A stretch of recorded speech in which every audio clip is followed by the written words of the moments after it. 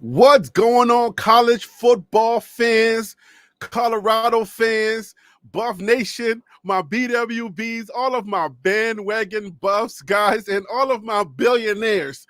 What's happening? Welcome to the show. You are now watching TLP Sports Club.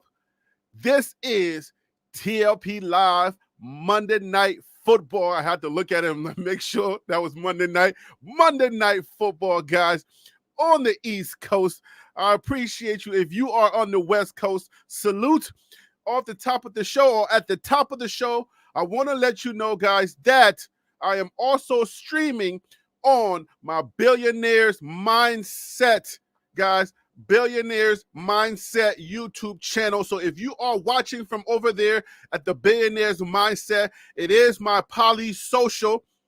I don't know if it's a terminology that people use frequently, but that's what I'm calling it because I discuss politics and I discuss social issues that plague us, all right, on that channel. So for all of those that are watching on the Billionaires Mindset YouTube channel, I say salute to you. I appreciate you. And if you can, you're watching, you can open up a second tab, pull up that channel, guys, and let it run because I need the hours. Appreciate you.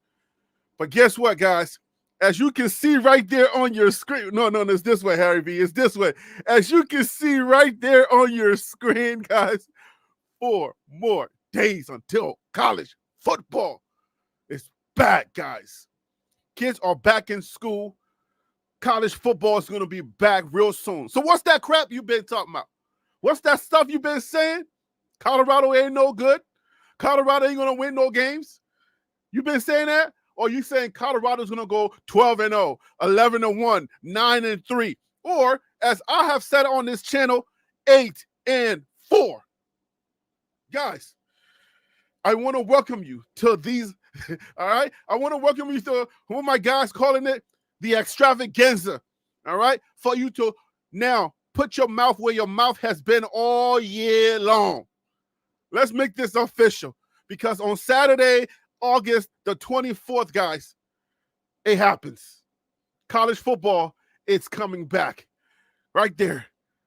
Week 0, August 24th. All right.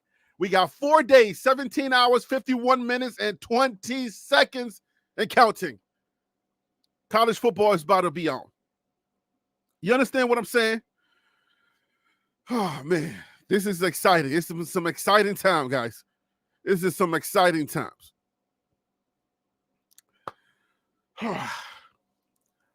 Who you got? Who you got? At the top of the show, man, I got a pretty good show for you today, guys.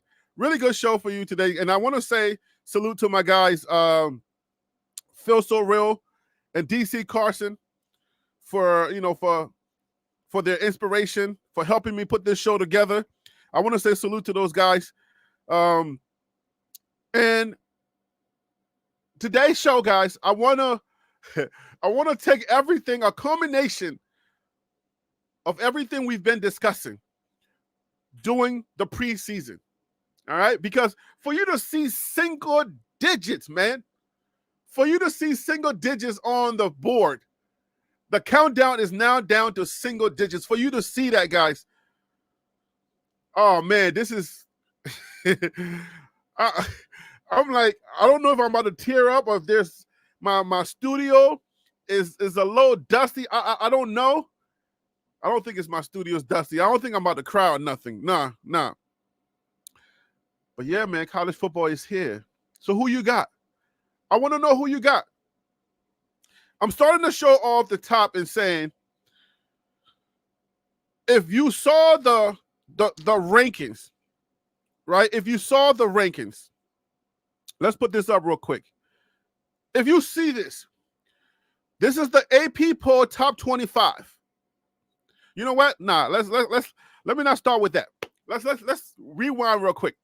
Let's start with a little bit of unveiling of the controversy that started with Coach Prime during his press conference. Let's just go ahead and put that out there because I did a video, and I'm not sure how many people got it, but we got the answer. And, I just want to make sure that everybody gets it. For those of you who don't watch the videos and you're watching the live, I just want to let you know, we speculated that it was the Athlon article that came out that talked about crime culture, gang culture, gun culture. We thought it was that, but it turns out that was not the reason. And what am I talking about, Harry B? Well, I'm talking about the situation where Coach Prime was having his press conference, and a CBS reporter, I believe his name was Christensen, right? A CBS reporter announced himself, and he was like, I would like to ask a question. At that time, Coach Prime says, CBS? Nah, I ain't doing nothing with CBS. And we was all shocked. We said, what's going on? Coach Prime said, y'all know what you did. You know what egregious thing you did. So stop pretending like y'all don't know y'all did something. And then Coach Prime was like, hey, my guy, you're the local guy. I get it. I understand. I ain't got no beef with you. It's with the headquarters. That's what my beef is. That's what my beef is at. All right.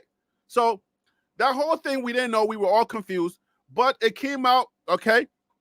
It came out that what Coach Prime was mentioning, this was mentioned by Stephen A. Smith. All right. People in that world, they knew what was going on. But I believe Stephen A. Smith called, Coach Prime and his people and was like, my guy, you know what I'm saying? I got this Stephen A. Smith show going on YouTube. You know what I'm saying? Give me a little something to hold on to, since I look out for you guys all the time on that big network called ESPN. You know what I'm saying? I look out for you. Throw me a little bone, all right? Give me a little bone, all right? So Stephen A. Smith, he did a little bit of legwork. And he found out that the reason why Coach Prime spoke to the guy or told CBS that I ain't trying to do nothing with y'all, it was because of a story that a brother, I believe the brother is still unnamed, a brother was working on, and a brother, meaning a black guy, was working on with some people at CBS, and the story was about to come out. And when the story was about to come out, CBS did one of those things that's, big corporations do all the time. They pulled the black guy, probably a lower level researcher or something. They pulled him off and then inserted a white guy. All right. And when they inserted the white guy, Coach Prime wasn't feeling that. Okay. He wasn't feeling that. So Coach Prime was like, nah, we not about to do that. Okay. So that's the reason why Coach Prime bucked at that guy. But if you remember the press conference that happened after the open practice in Denver, Coach Prime cleared some things up. Also, he was like, is there anybody here from CBS? And he was like, CBS, anyone? Somebody said, yes, I'm CBS. That person was not trying to get no more heat. They just stayed in the crowd. They didn't ask no question. But Coach Prime called them out and was like, hey, man, I just want you to know it's all good. We are on good footing. You can ask your questions now. We good. So Coach Prime said, we handle that. It's all good. All right. I just wanted to make sure I started the show off with that. It should be kind of old news now, but that was something that was the most recent thing that happened. All right. So that's all cleared up.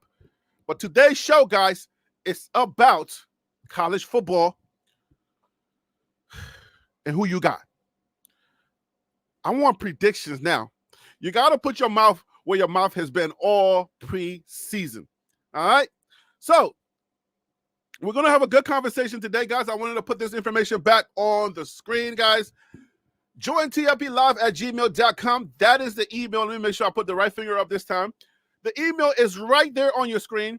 Join TLPlive@gmail.com is the email that you're going to email to call into the show, to come on and give us your opinions, your thoughts about what you think is going on the topics that we are talking about. So make sure you write that down, guys. Make sure you write down that email, join TLPlive@gmail.com. That is the email you're going to write down. And you're going to email, I send you a link. You email me, I send you a link. And then you come onto the show. I will see you in the green room. We have a conversation. You can give us your opinion. It's a safe environment. I don't use your email for any nefarious reasons. nefarious, whatever. I don't use your email for any other crazy reasons. I just use it to just have conversations with you here, to communicate with you here on the show. So let's go. Who you got? Who you got, guys? Please, if you are watching, press that like button. Let's get people, let people know that we are live. I know I've been going 7:30 the last shows, and it seemed like 7:30 works. It seemed like y'all like 7:30 better than y'all like 7. I might just go back to 7:30 and just make it 7:30. But we here now, all right? We here now. So, who you got? Let's put this back up. Let's go ahead and get this started. I'm gonna take this off the screen. Just remember those. We got 4 more days. All right. That's on Saturday. 4 more days. That's it. College football starts. Phil So Real, what up with you? Hold on. Let me go back to the comments real quick. What does that say? Huge rock climbing people. What's up with you? Hope all is well. Rock climbing people. That's what's up. Yes, sir. All right. So let's go ahead and start with this right here. Let's put this back up. All right. So we got the AP Top 25 poll, guys. This is the question that I got right now. If you are ranked top 25, preseason ranked, all right, I want to know how many people, not how many people, but how many teams have actually won. If anybody else knows out there, how many times have any of these teams won the Super Bowl? The Natty, their Super Bowl, college football Super Bowl. All right, how many of these teams have won the Super Bowl or the college football national title? And when did it happen? Does anybody know before I give you the answer? If you can tell me, has there ever been a team that was unranked to win the national title? No Google. If you don't Google, all right, do not Google. So if you know how many teams, if there's been any team that's actually won the national title, all right, in the history of the national title, if you know, put it in the comments if you know. All right, but this year, these are the preseason ranked teams, and at the end of the day, we talked about this on the last show that we don't believe, or that at least I don't believe, that I don't think that the bottom 5 are going to be all ranked by maybe week 2 or 3. I don't think this list is going to be looking crazy after week number 1 because a lot of the schedules are real tough. And then some people are saying Colorado may be up there come week number 3. I mean, after week 4 or 5. I don't see a path where Colorado gets in there after 4 or 5. I don't see it. But yeah, it'll be something to see Colorado up there. I don't know how Colorado gets up there, especially with our schedule, because our schedule is not the strongest schedule. Excuse me. Our schedule is not the strongest schedule. So even if we're undefeated, I don't see it, because if you look at how the rankings work, I don't see that Colorado can get up here. But some people seem to think that Colorado can definitely make it up there. Let me bring my guy on there. Also, Real, what up with you, my guy? How you doing today, brother? What's going on, man? I'm good. Listen, man. Everybody was talking all that cash money when I couldn't come on because of my bedtime, man. I'm here tonight, man. Let's get it. You don't have to go to bed early tonight. That's what's up. Yeah, I was actually supposed to be in Vegas today for work for a couple of days, but the trip got canceled. So I was like, okay, bet. I'm gonna definitely come on and join you guys tonight. So looking forward to it. That's what's up. Hey, Common Sense Buff, you saying can you tell me what these numbers are? You got 1, 2, 3, 4, 5, 7, 8, 9. What is this? And then 23. I don't know. That might be numerology. Oh, they're saying the teams that have won a national championship before. You asked of the top 25 teams that are ranked right now, who's won the championship? I believe that's their answer. Oh, okay. So he's just doing one because of what Georgia, Ohio State, Oregon hasn't won one. Texas has, Georgia has. I can't remember the whole list, but yeah, Texas has. Uh, I'm surprised Ole Miss didn't win one where Archie Manning was there. Obviously, Notre Dame has. Obviously, Penn State, Michigan, Florida Mm. State, Missouri has it. Utah, I don't believe they have. LSU, we know they have. Clemson, we know they have. Tennessee won one with T. Martin, not Peyton Manning. Shout out to T. Man, you know, Martin. you're a football boy. You are a football. Well, Liberian man Hey call it man, Gina. hey, but no, but this is You- respectfully, this is what pisses me off about some people. Everybody make it seem like Peyton Manning was all this, that, and the third, but it was T. uh, Martin that took that team to the national championship. So I think he needs to get his credit. So I just want to put that out there. okay. So Common Sense Buff is saying number 19. Okay, so yeah, Miami has won it. So who we missing on this list that hasn't won it? Florida USC State has won it. it. USC has not won a national title. No, they have won a national title. You remember when Reggie Okay. Bush and Matt Leinart and all them boys were there? And then going I all the way remember, back to O.J. Simpson? I definitely remember the Reggie Bush. But the thing about the Reggie Bush, that era, I used to watch highlights. Doing that, that's the time I used to watch I used to watch college football highlights. I wasn't really like, following the teams closely. So I just want to let everybody know that this channel is going to become I would say the Big 12 king, the king of the Big 12. So I'm just going to put it out there. We're going to become the king of the Big 12. This is where you're going to come to get all information on all Big 12 teams. All right. I'm working it out behind the scenes. I ain't going to unveil it until the time is right. But we are becoming the king of the Big 12. All right. We're going to be a Colorado Central place, but we're becoming the king of the Big 12. And you're going to come here for all Big 12 information. I'm just going to put that out there and just, let you hold on to that while we do this show tonight. All right. Harry, real quick, if I can interject real quick, you were saying that you were watching highlights around that time. I am begging you, if you have a free 2 hours one day, which I know is hard because you're a businessman, but go back and try to watch the full Texas USC national championship game. I think it was like 2005. It was in the Rose Bowl, and that was when Vince Young was playing for the Texas Longhorns. That was hold on. I watched that Vince Young game. Is that when he did that thing in the end zone? I watched that game. Yeah. He scored like the last 40 seconds of the game. No, I watched the Vince Young national title game. I watched. Okay, gotcha. Yeah, that's like a top 5 college game of all time for me. Oh, word? Yeah. I'll never forget. I had something at my mom's house. I was at home from college. For the Christmas break, had some friends over to the house. We up trying not to be loud because my mom had to go to work in the morning because that they were playing national championship games on Monday for some dumb reason. But yeah, man, it was just that was a great game. I'll never forget that night, man.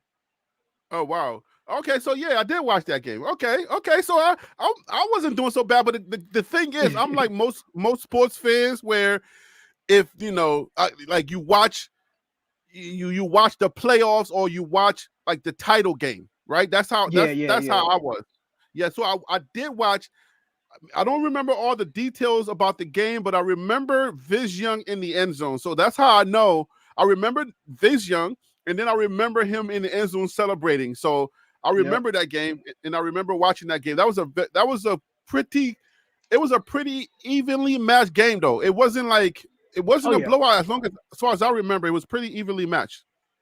Yeah, man. Vince Young, listen. If you want to talk about what NIL would have looked like with Reggie Bush and all those guys, Vince Young, he would have made a killing, just after that one game. But such is life. Yeah. Hey man, I want to have more of these conversations tonight. I'm telling you, man. I want to straight up geek out with this. Like, let's go for it. Let's geek out tonight because we got 4 more days, 17 hours, 34 minutes, and 31 seconds and counting. It is on my screen. I'm just not sharing it right now because I want to show you guys other stuff. But okay, so did anybody get the second part of that question?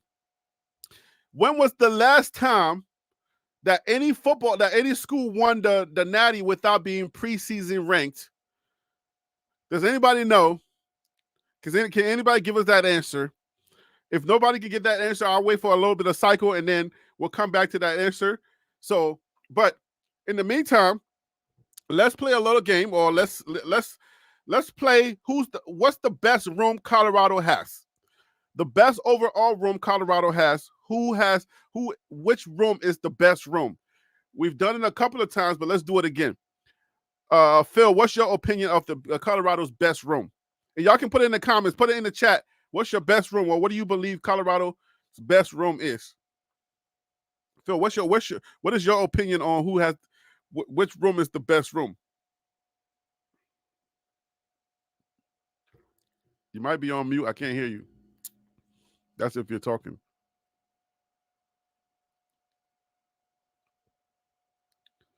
I don't know if it's me, but I'm not hearing you if you're talking. Okay, yeah, you might have to come back in. All right, so Colorado's best room is put it in the chat. Let me know what you think Colorado's best room is.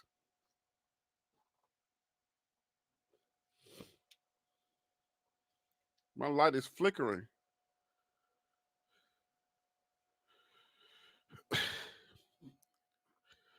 It might come on in the middle of the show. Y'all gonna see a light flicker. Got my little angel hat on.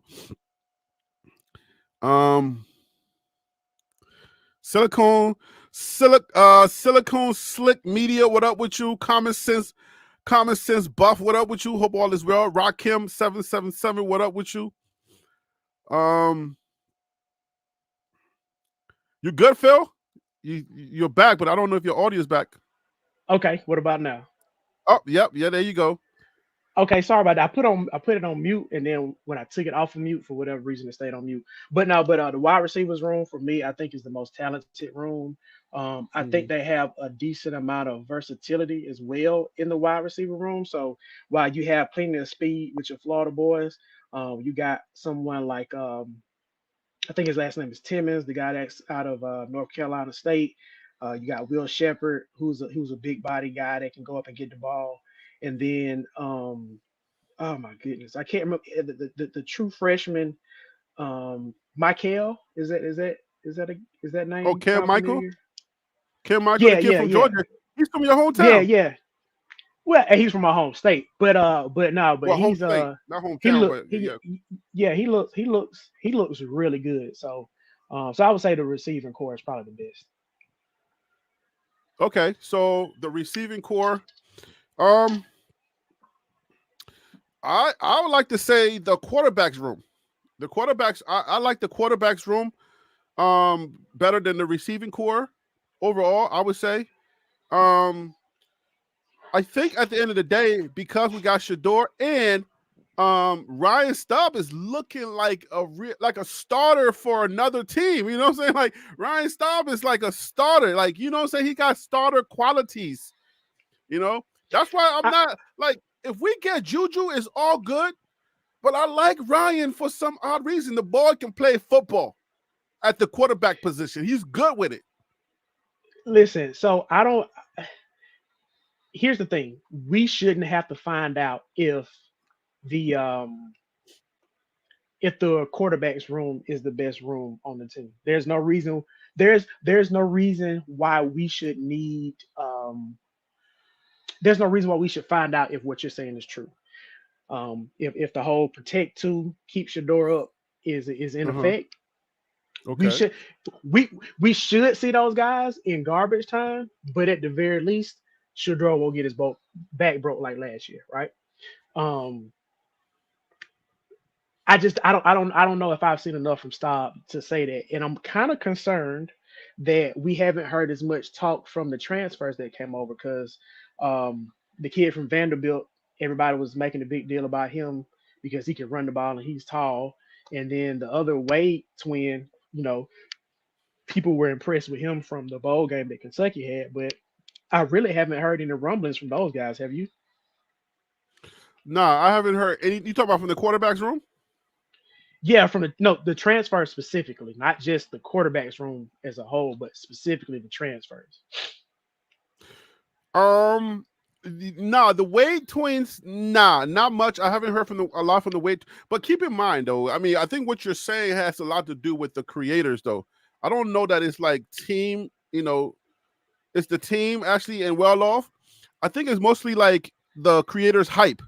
You feel me? Like we got this creators hype that we need to make sure that everybody understands. Like creator hypes, we need to have content. Okay, let's just let's just put that out there. And just be honest about it. We need to have content. So the more we hype these players, the better.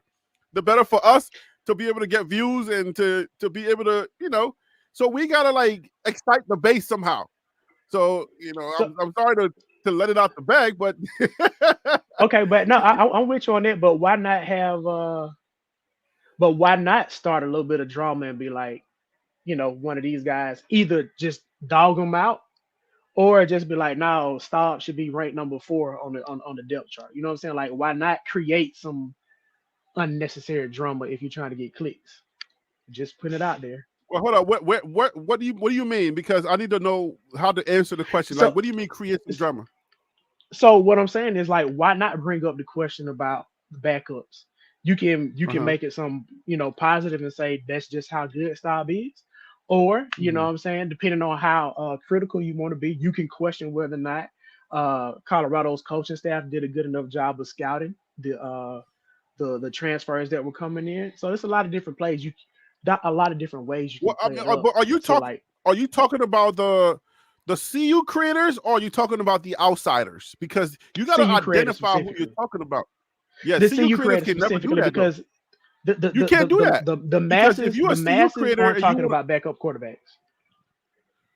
But keep in mind, a CU creator has to be biased to a certain degree.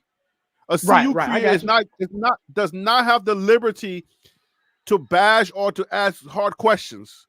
That's you're not invited to the barbecue. You don't get interviews. They look at you as a hater. You feel me? Like, you cannot ask hard questions when you are a CU creator. Now, if you're an outsider, there's just levels to this, right? If you said it, not me. I'm just saying there's levels to this, and I'm honest on my show. If you are a CU creator, you can't ask crazy questions because the fan base who come to you is like in politics for my other channel, right? It's like in politics. You got to choose sides because you got Democrats, you got Republicans, then you got independents, and then so on and so forth. If people don't understand who you are or what you're trying to do, it makes it very hard for you to get, to eat. So at the end of the day. So that's why I'm like, the CU creators are not going to ask no hard questions. That's why we try to stay away from that.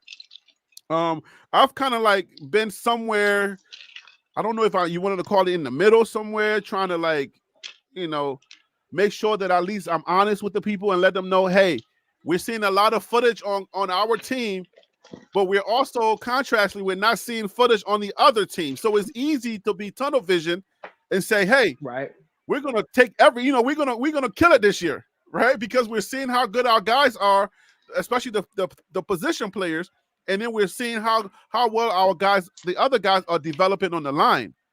That's all we're seeing, though. So it's easy for us to make our predictions based on how we're looking at our guys. Now, does that mean that we're gonna take the Big 12 and then go to the playoff and win the Natty? That's a naive way of thinking to me. Based on what we saw last year, that's naive to think.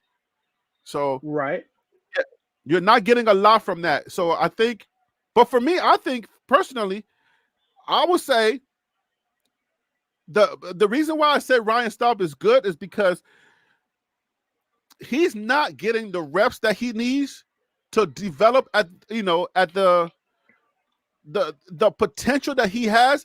I don't know that his potential is going to be explored until Shedeur leaves. And then I'm also and then I'm also concerned. Hey, Stacy, hope all is well. And then I'm also concerned that when you're looking for your 5-star quarterback to come in, then you're also not going to give him that opportunity again, because you're always chasing the Shedeurs, right? You're not like hunkering down and having a true quarterback competition. because you already know in the back this. of your mind, you know who you want. So you're not having a competition.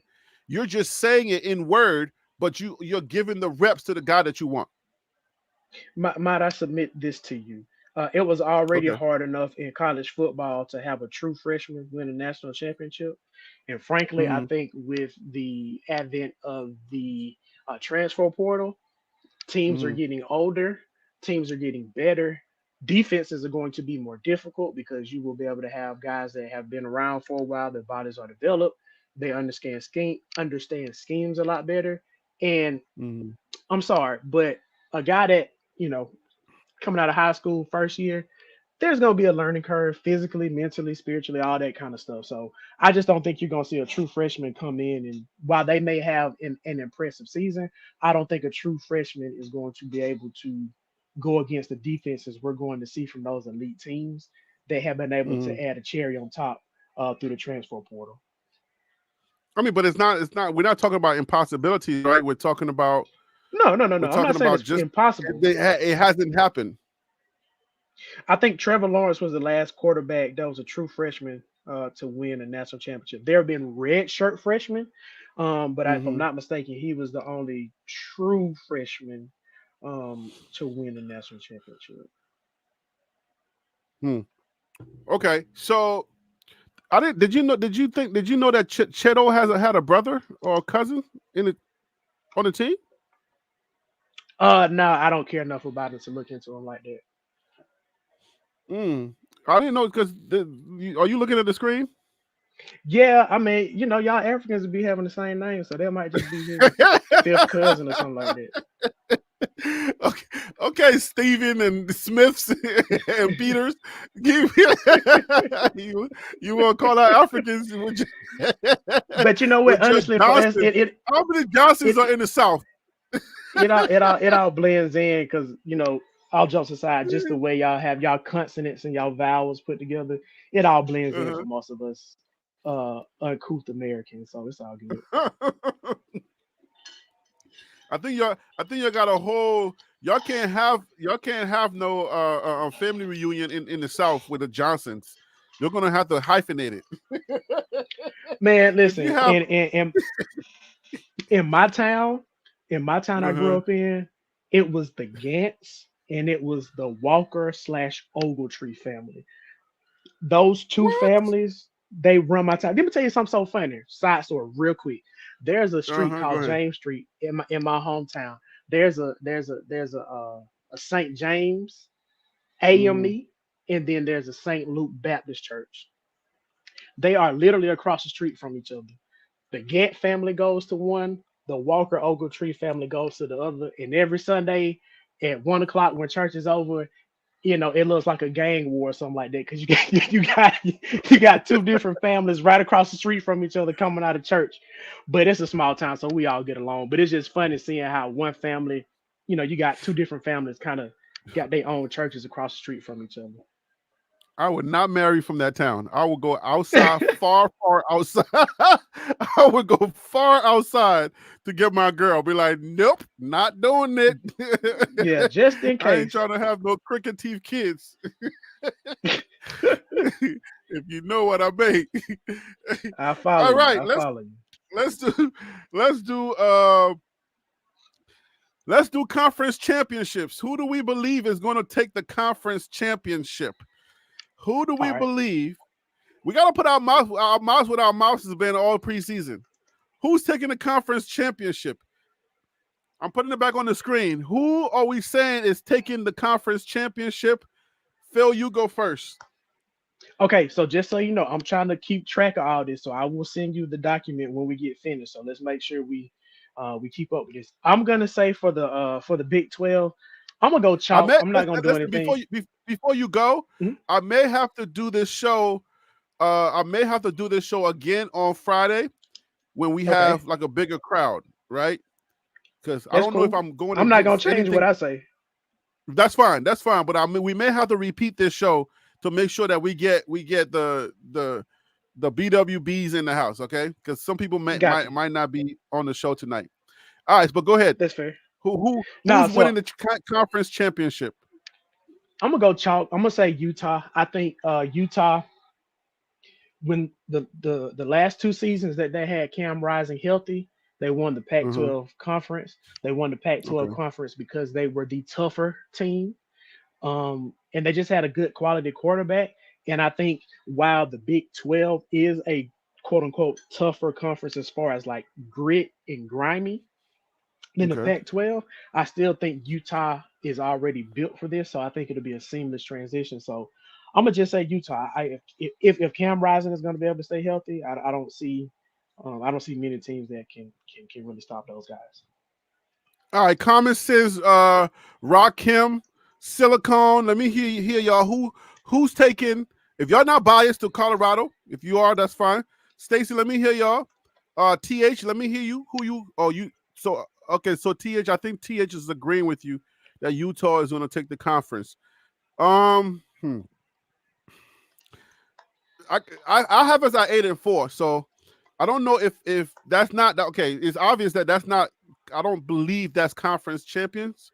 Stacy, the question is who's winning the conference championship? Who is winning the conference championship is the current question. All right. Man, this one is tough, but I Stay don't think long, it's stay gonna be wrong one of like you're playing spades, man. Yeah, man. I like Utah. I hate the fact that you picked Utah first because that's my team. Okay. I like Utah. I liked Utah last year, 2023. I like Utah when I was getting familiar with my with the team and with the different aspects of Pac-12. Utah Mhm. stuck out to me as a gritty team. And since then, I've been big up on Utah. So I might have to agree with you that Utah. Yeah, I'm not going to change just for the sake of changing. I think I agree that Utah is going to win the conference championship. I mean, That's both of us can be right, man. Ain't no problem with that. no. I mean, I just feel like I don't know if I agree with your reason though. I feel like there's going to be some rust from your guy Cam. I Okay. feel like there's going to be some rust, and then teams are going to step up. You got the Kansas State, you got Kansas. I feel like they're going to step up and and, and play. Speaking Yeah. of Kansas State, can we just point out? I want to say this, and I heard it today, Mm-hmm, so I'm not taking credit for it, but I just want to say this out loud so it makes sense to people. mm-hmm. Avery Johnson, the starting quarterback at Kansas State, is the Mm-hmm. reason why Ohio State has Will Howard. And think about that in this perspective for a second. You Okay. had a true freshman come in, push out the starter at Kansas State, and this starter that left Kansas State is now playing for what, the number 2 ranked team in the nation. You think Ohio State is going to take a quarterback that's trash? So what does that say Wait, about wait, wait, Avery wait, wait. Johnson? Break that. I missed something. Break that all the way down. Put some names to it, like because Okay, I gotcha. missed Okay, it. Will Howard. Will Howard is the projected starting quarterback for Ohio State. Ohio State Okay. is the second ranked team as far as they're number 2 in the AP poll, and they Uh are huh. the second highest as far as odds to win a national championship. If you're telling Okay. me that Will Howard is that good of a quarterback that he can transfer to Kansas from Kansas State and go to the number 2 team in the nation, how good do you think Avery Johnson is if Avery Johnson ran him off? Hold up now. But here's the thing: you always say on this show that that way of thinking could be detrimental. You always say that. So we gotta be very. You and DC always say that. Well, just because this person was able to accomplish something over here, it doesn't mean that the same can be true with what you're saying. So we gotta be careful on how you're putting that. I like the train of thought, however, I didn't say anything because about winning. I just said how good he was.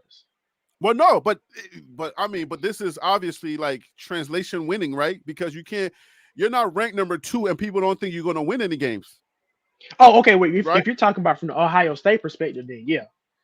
Right. So that's what I'm saying. So you're saying Okay, let's back up a little bit. You're saying, because I don't know the information, I'm just going to repeat it. You're saying that Will Howard was the QB2 at K-State. No, he was the starting quarterback at K-State. He was starting quarterback 2023? Yeah, he was the starting quarterback last year. Avery Johnson, the mixed kid with the curly hair. Okay. Once they started seeing him and he got involved in the offense, that's when you start to see Kansas State kind of being like, oh, okay, this team looks a lot different.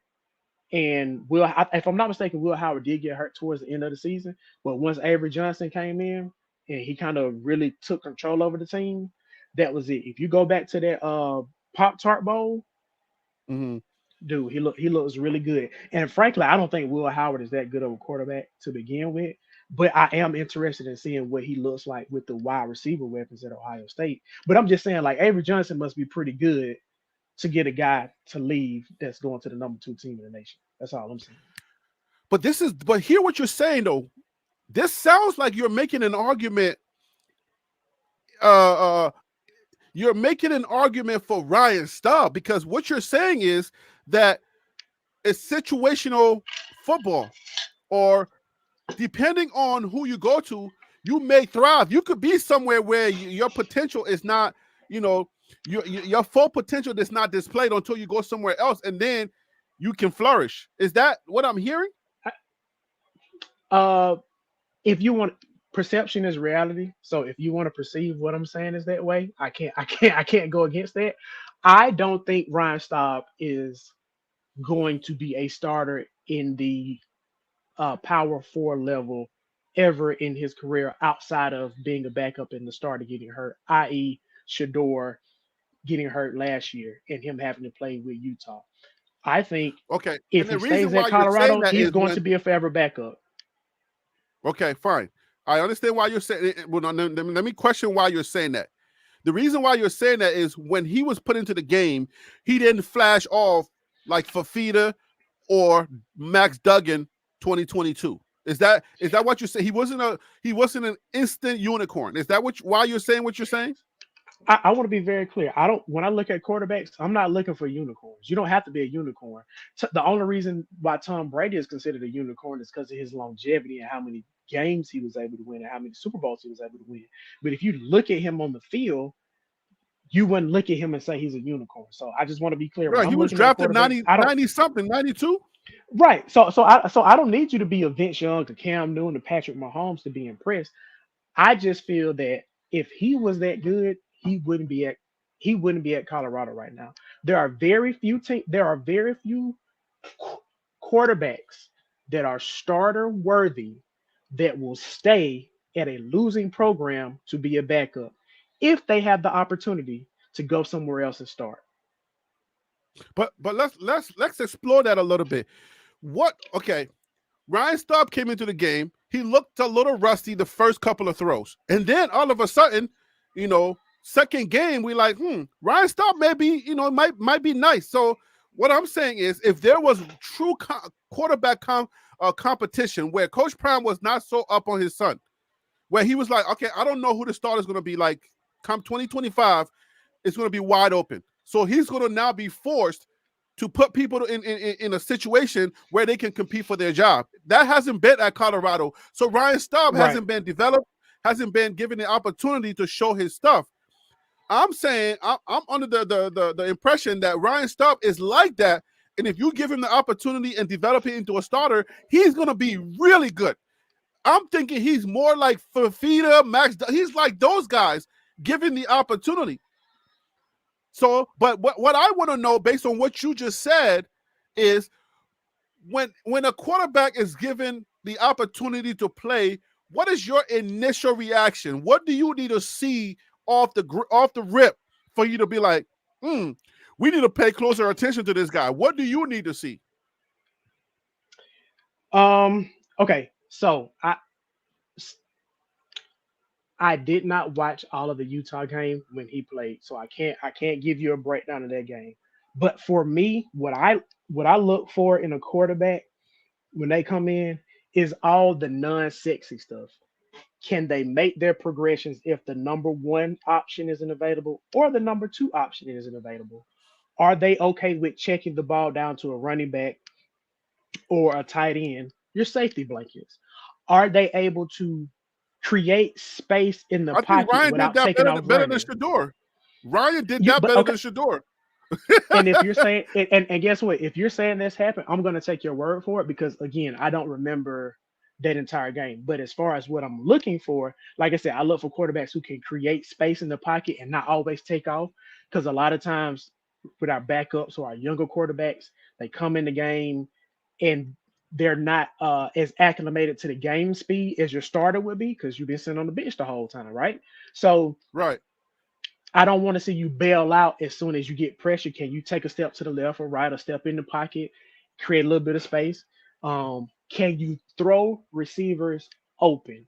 Can you put the ball where only your receiver can catch it? Even if you throw the Good point. ball out of bounds, but if you throw it where only your receiver can catch it, you did what you were supposed to do. And then to tag onto that, and the last thing, I'll be simple. Can you protect the football? No useless sacks. Hold the ball when you're back there going through your progressions. And if you do need to scramble, cover that ball up and slide. There is no reason for turnovers if you're the backup quarterback. We're not asking you to win the game. We're just asking you to do what you need to do until our starter can come back in. So those are the things that I'm Okay. looking for. So essentially you're pretty much looking for a Shador. Like you need to be okay. So then Shador is would you consider Shador an exception, um, an anomaly, or would you consider Shador's talent, his talent level, would you consider him to be the average quarterback in college football? So I it's hard to answer that question without the Dion tax I was about to because say, can you I please feel not? I, Can you do that so without so thinking so about so Dion? so I'm gonna give you my honest feedback. I'm gonna give you my honest feedback. I think Uh-huh. Shador is a really, really, really good quarterback. I think he could win a national championship if he was on a different team. I think he has the tangibles and intangibles to lead a team to multiple winning seasons in the NFL. My concern with Shador is there's nothing that he does to me that completely separates him from everybody else. As far as How you arm figure? talent, as far as arm talent coming out in this draft, there are other quarterbacks that are just as good as him with arm talent. Okay. Ball placement, there are other quarterbacks just as good. There are other quarterbacks that are faster. There are other quarterbacks that can create on the run, you know, better than him. So there's nothing that he does that's just So extraordinarily I give better you than two everybody. out of four. I'm giving you 2 out of 4 and pushing back on 2. The first 2 I'm pushing back on. I'll give you the latter 2. Arm strength. He's unique in arm strength. Ball placement. He's over the top unique as far as ball placement because not just my word, but there are people in college football that have said this kid is unreal on how he can thread the ball in really tight spaces. He's like Tom Brady-ish esque, right, with ball placement. And I don't know that many quarterbacks that have that in this cycle. I haven't seen too many quarterbacks with that kind of precision that Shador has with ball placement. I'll give you speed. The boy got some duck feet. He can barely move. It's like something's happening. Like Ryan Staub is But is more of a scrambling quarterback than Shador is. I saw Ryan Staub doing a play, and the quarterback was moving kind of swiftly, and I said, when did Shador start moving like that? And then I realized it was Ryan Staub. I was like, oh, okay, that's Ryan. saying big number what 22, right? Any Yeah, number number 22 or 22. something like When that. I looked at the Yeah. number, it was 22 because I saw agility, I saw movement, I saw wiggling room, right? When you see Shador, like, Shador is kind of like, he's stiff. He's more of a pocket quarterback, right? He's kind of stiff and he can't move. Now, he's like I don't know if you want to call it a locomotive, but it's like one of those cars where the big trucks, right? They can just, when they start moving, once they start moving, they're good. But like to get started is hard. It's hard for them. Yeah. But That's how I see no, Shedeur. and here's the thing: you can think he has really good ball placement, but my point is, I don't think I think it's exceptional ball placement. I don't think it's not normal. Okay, let me make sure I'm saying it the right way, because I feel like we're missing something. Okay. I'm not arguing that he's not exceptional in it. My argument is that he is not leagues ahead of the person that's number 2. So, for example, think about the difference between a photo finish and when Usain Bolt was winning the 100 and 200 back in his prime. He never had a photo finish. He was substantially better than everybody that he ran against, right? I don't think Shedeur is Usain Bolt. I think Shedeur is more like whoever won the 100. I guess the Noah Lyles situation, winning the 100 this year, kind of with a photo finish. While he may be better, I don't think he is light years better than a Carson Beck or Quinn Ewers. I do think he's a better passer of the ball than Jalen Milroe. Jalen Milroe has a rocket. He can get the ball down the field, but I don't think anybody will argue that Shedeur is a better passer of the ball than Jalen Milroe. Okay, so that's my only thing with him. I'll give you this. Let me put this sauce in there. I think Shedeur is not a quarterback that is being rated as for one specific thing he does. I think his rating is a totality of his quarterback prowess. I think it has to do more with when you put it all together. I don't think once you put everything that you're talking about together, I don't think there's a quarterback in college football that can photo finish with him. I don't know that he's a Usain Bolt. I don't think he is. Maybe Michael Johnson. Who was the second guy from Usain Bolt? What was that guy? Blake? I think Blake comes into Johan Blake and the sophomore. Yeah, he's more like a Blake type of guy. Yeah. Right. So, but I don't see too many Blakes. Like after Usain Bolt, Blake, you don't see too many Blakes. He may not be a Usain Bolt, but he's the next guy up, right? And there's nobody close enough to say, "Oh my gosh, no, he's not like that." That's how I see Shedeur. But you don't see that, so that's fine. But I think given the opportunity, Ryan Staub can step up for our next guy. And again, I just want to make this point before we move on to that. I feel like they're going to keep chasing the next Shedeur and not develop what they have in-house, which is very important. I feel like they need to develop what they have in-house in Ryan Staub because he's a good kid. He can ball out. He's mobile, and they might miss an opportunity. And I believe if they miss that opportunity and let Ryan Staub go, he's going to develop into a quarterback that they'll regret letting him go. That's how I feel personally. Do not let that kid go because I see greatness in him. You know what? And guess what? The beautiful thing about college football is you will have stories like that, like a Ryan Staub. Like, hey, he hung in there. There was a guy that was better than him. He hung in there. He got his turn, and he turned some heads. Maybe he's not going to be a number 1 draft pick or something like that, but he could very well be a serviceable starter for Colorado next year.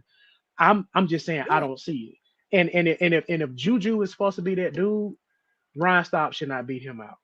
Period. But what if Ryan Staub beats him? What if I don't see a scenario where Juju is in the picture where Ryan Staub gets a fair chance to get the job. But I believe that Juju could be. I believe that Ryan Staub can beat out Juju if given the opportunity.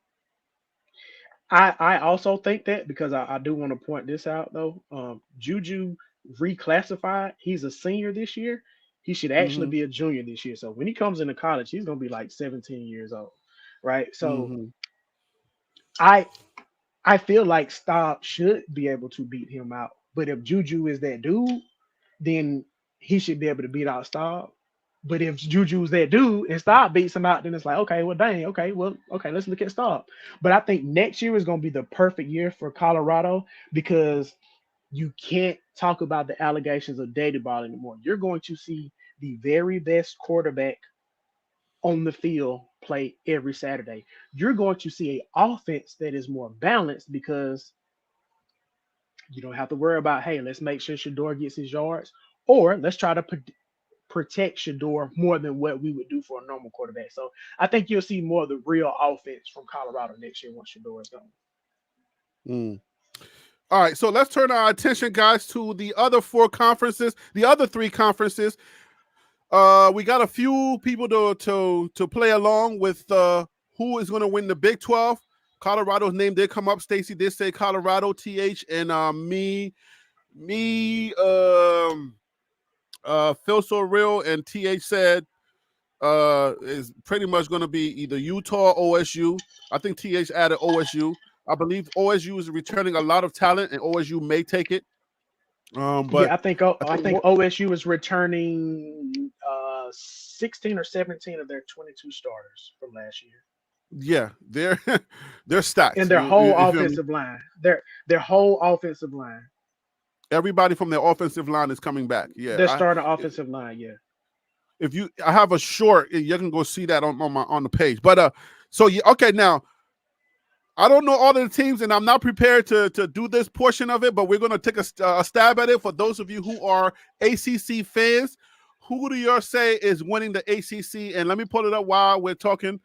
If you know the ACC, this is the Power Four, guys. We got 14. We got four conferences. We got the Big 12. We got the ACC. We got the SEC. We got the Big 10. Who's taking the ACC? You can go first, Phil, and then while I pull up the ACC. I'm gonna go Miami. I think Florida State will have a drop off, even though they're trying to be baby Bama with a lot of their transfers, which is funny. Baby Bama. They had about 6 or 7 transfers from Bama, and only 2 of them are going to be starting this year. Rodell Williams, the running back, and Terrence Ferguson, the tackle. Earl Little Jr. is an or at the nickel back position, and Sean Murphy, the inside linebacker, he's not even in the twos on the depth chart. And then you got Malik Benson, who was a transfer from Bama as well. He is projected to be a starting receiver. Bama just didn't use him right last year. He's a speedster. But long story short, Miami, I think for whatever reason, I feel like this is Miami's year to kind of go over the hump.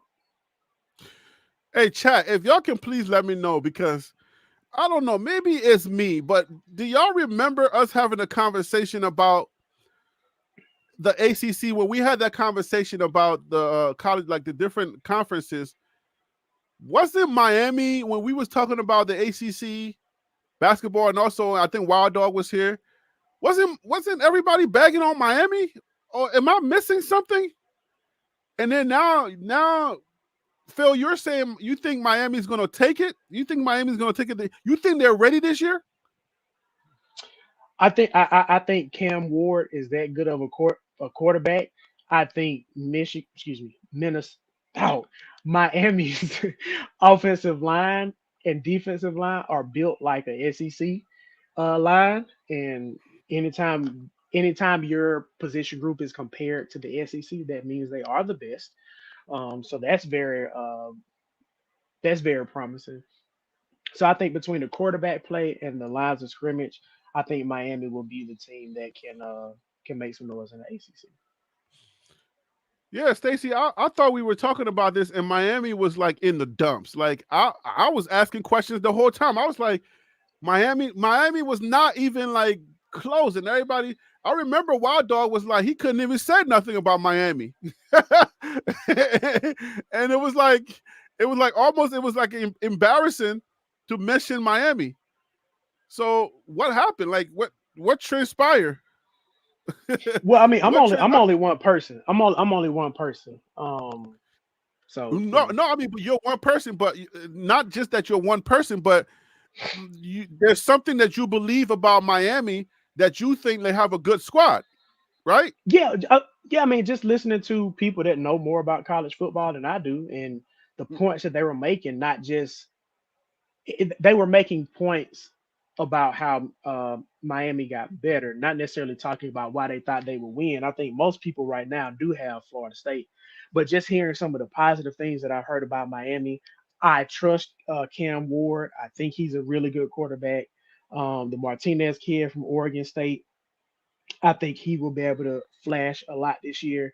And the like I said, the Miami lines of scrimmage look really good. Specifically, there was a guy. Oh my God, it's like his last name is French. I want to say, but it was down to him and excuse me, it was down to Miami and Alabama, and he picked Alabama. I wasn't crying about it, but I was like, dang, if we had that dude on the offensive line with some of the other guys we brought in, Bama's offensive line is gonna be straight. So they definitely have some really good alignment on their team, both sides of the ball. All right, so Miami is starting off the season in week 0. They're playing what's that, Princeton at 7 p.m. Eastern on ESPN. Is that ESPNU? Who's that? I can't. ESPN Plus. Yeah, ESPN Plus. Yeah. All right, so they're starting That's off week women's 0. soccer. So... That's women's soccer. Oh, am I on the wrong sport? Yeah, that's not foot. Well, it just says events. It says all sports. So you might want to click all sports and change it to football. Oh, I think their first game of the season is against Florida down in Ben Hill. Not bad. Let me go. Oh yeah, let me go to football. Let's not do women's soccer and talking about football, right? All right, so they're not playing in week 0. They're playing August 31st against Florida, the Gators. All right. Okay. So let's take a look at their schedule real quick, since you're so big up on them. Hey, that Virginia Tech game is going to be a fun game. September the 27th. Virginia Tech. The quarterback at Virginia Tech, he's the guy that works out with Cam Ward and Shedeur in the offseason. So I'm looking at seeing what he can do since he's up under the same quarterback coach as Shedeur and Cam.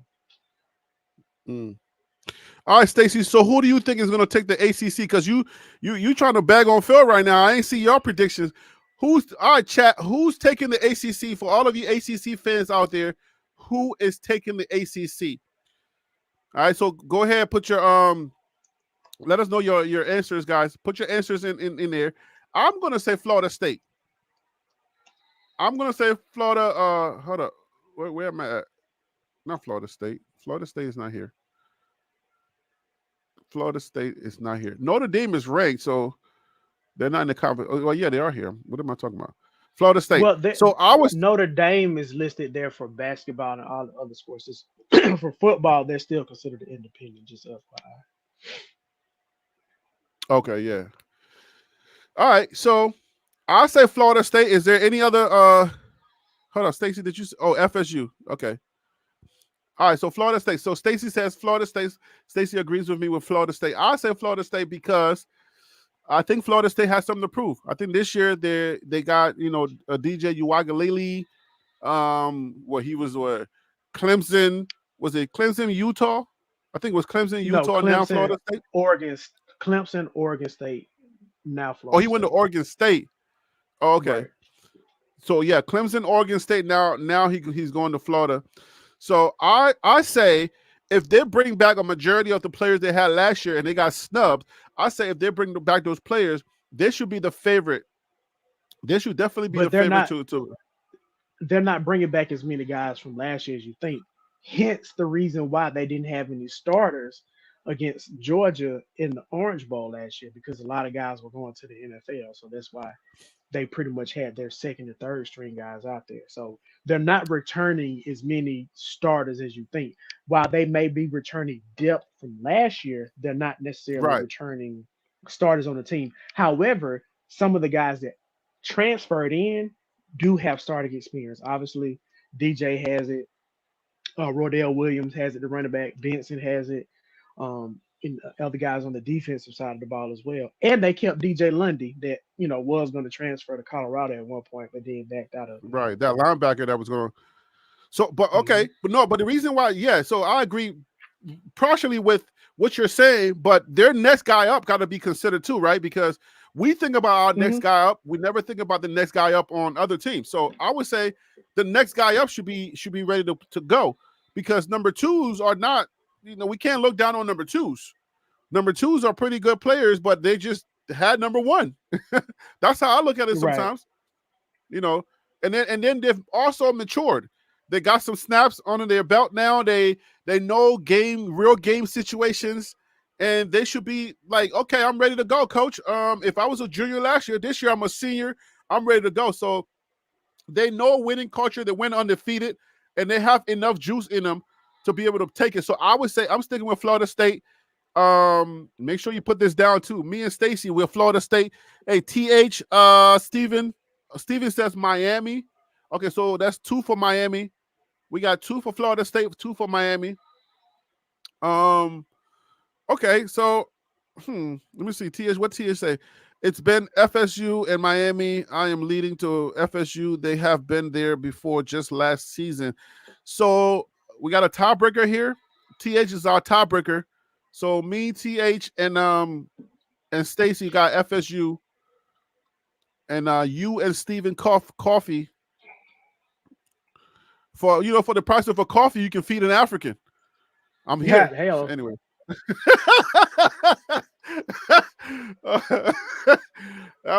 Never mind. Forget that joke. That's a bad joke. I follow you. I follow you. Oh man. Anyway, all right. So Stacy said Georgia wins SEC, Oregon, Big Ten. Okay, so Stacy's stepping ahead. All right, so yeah, let's. So who do you got for? I'll tell you who for the Big Ten. Let's pull up the Big Ten.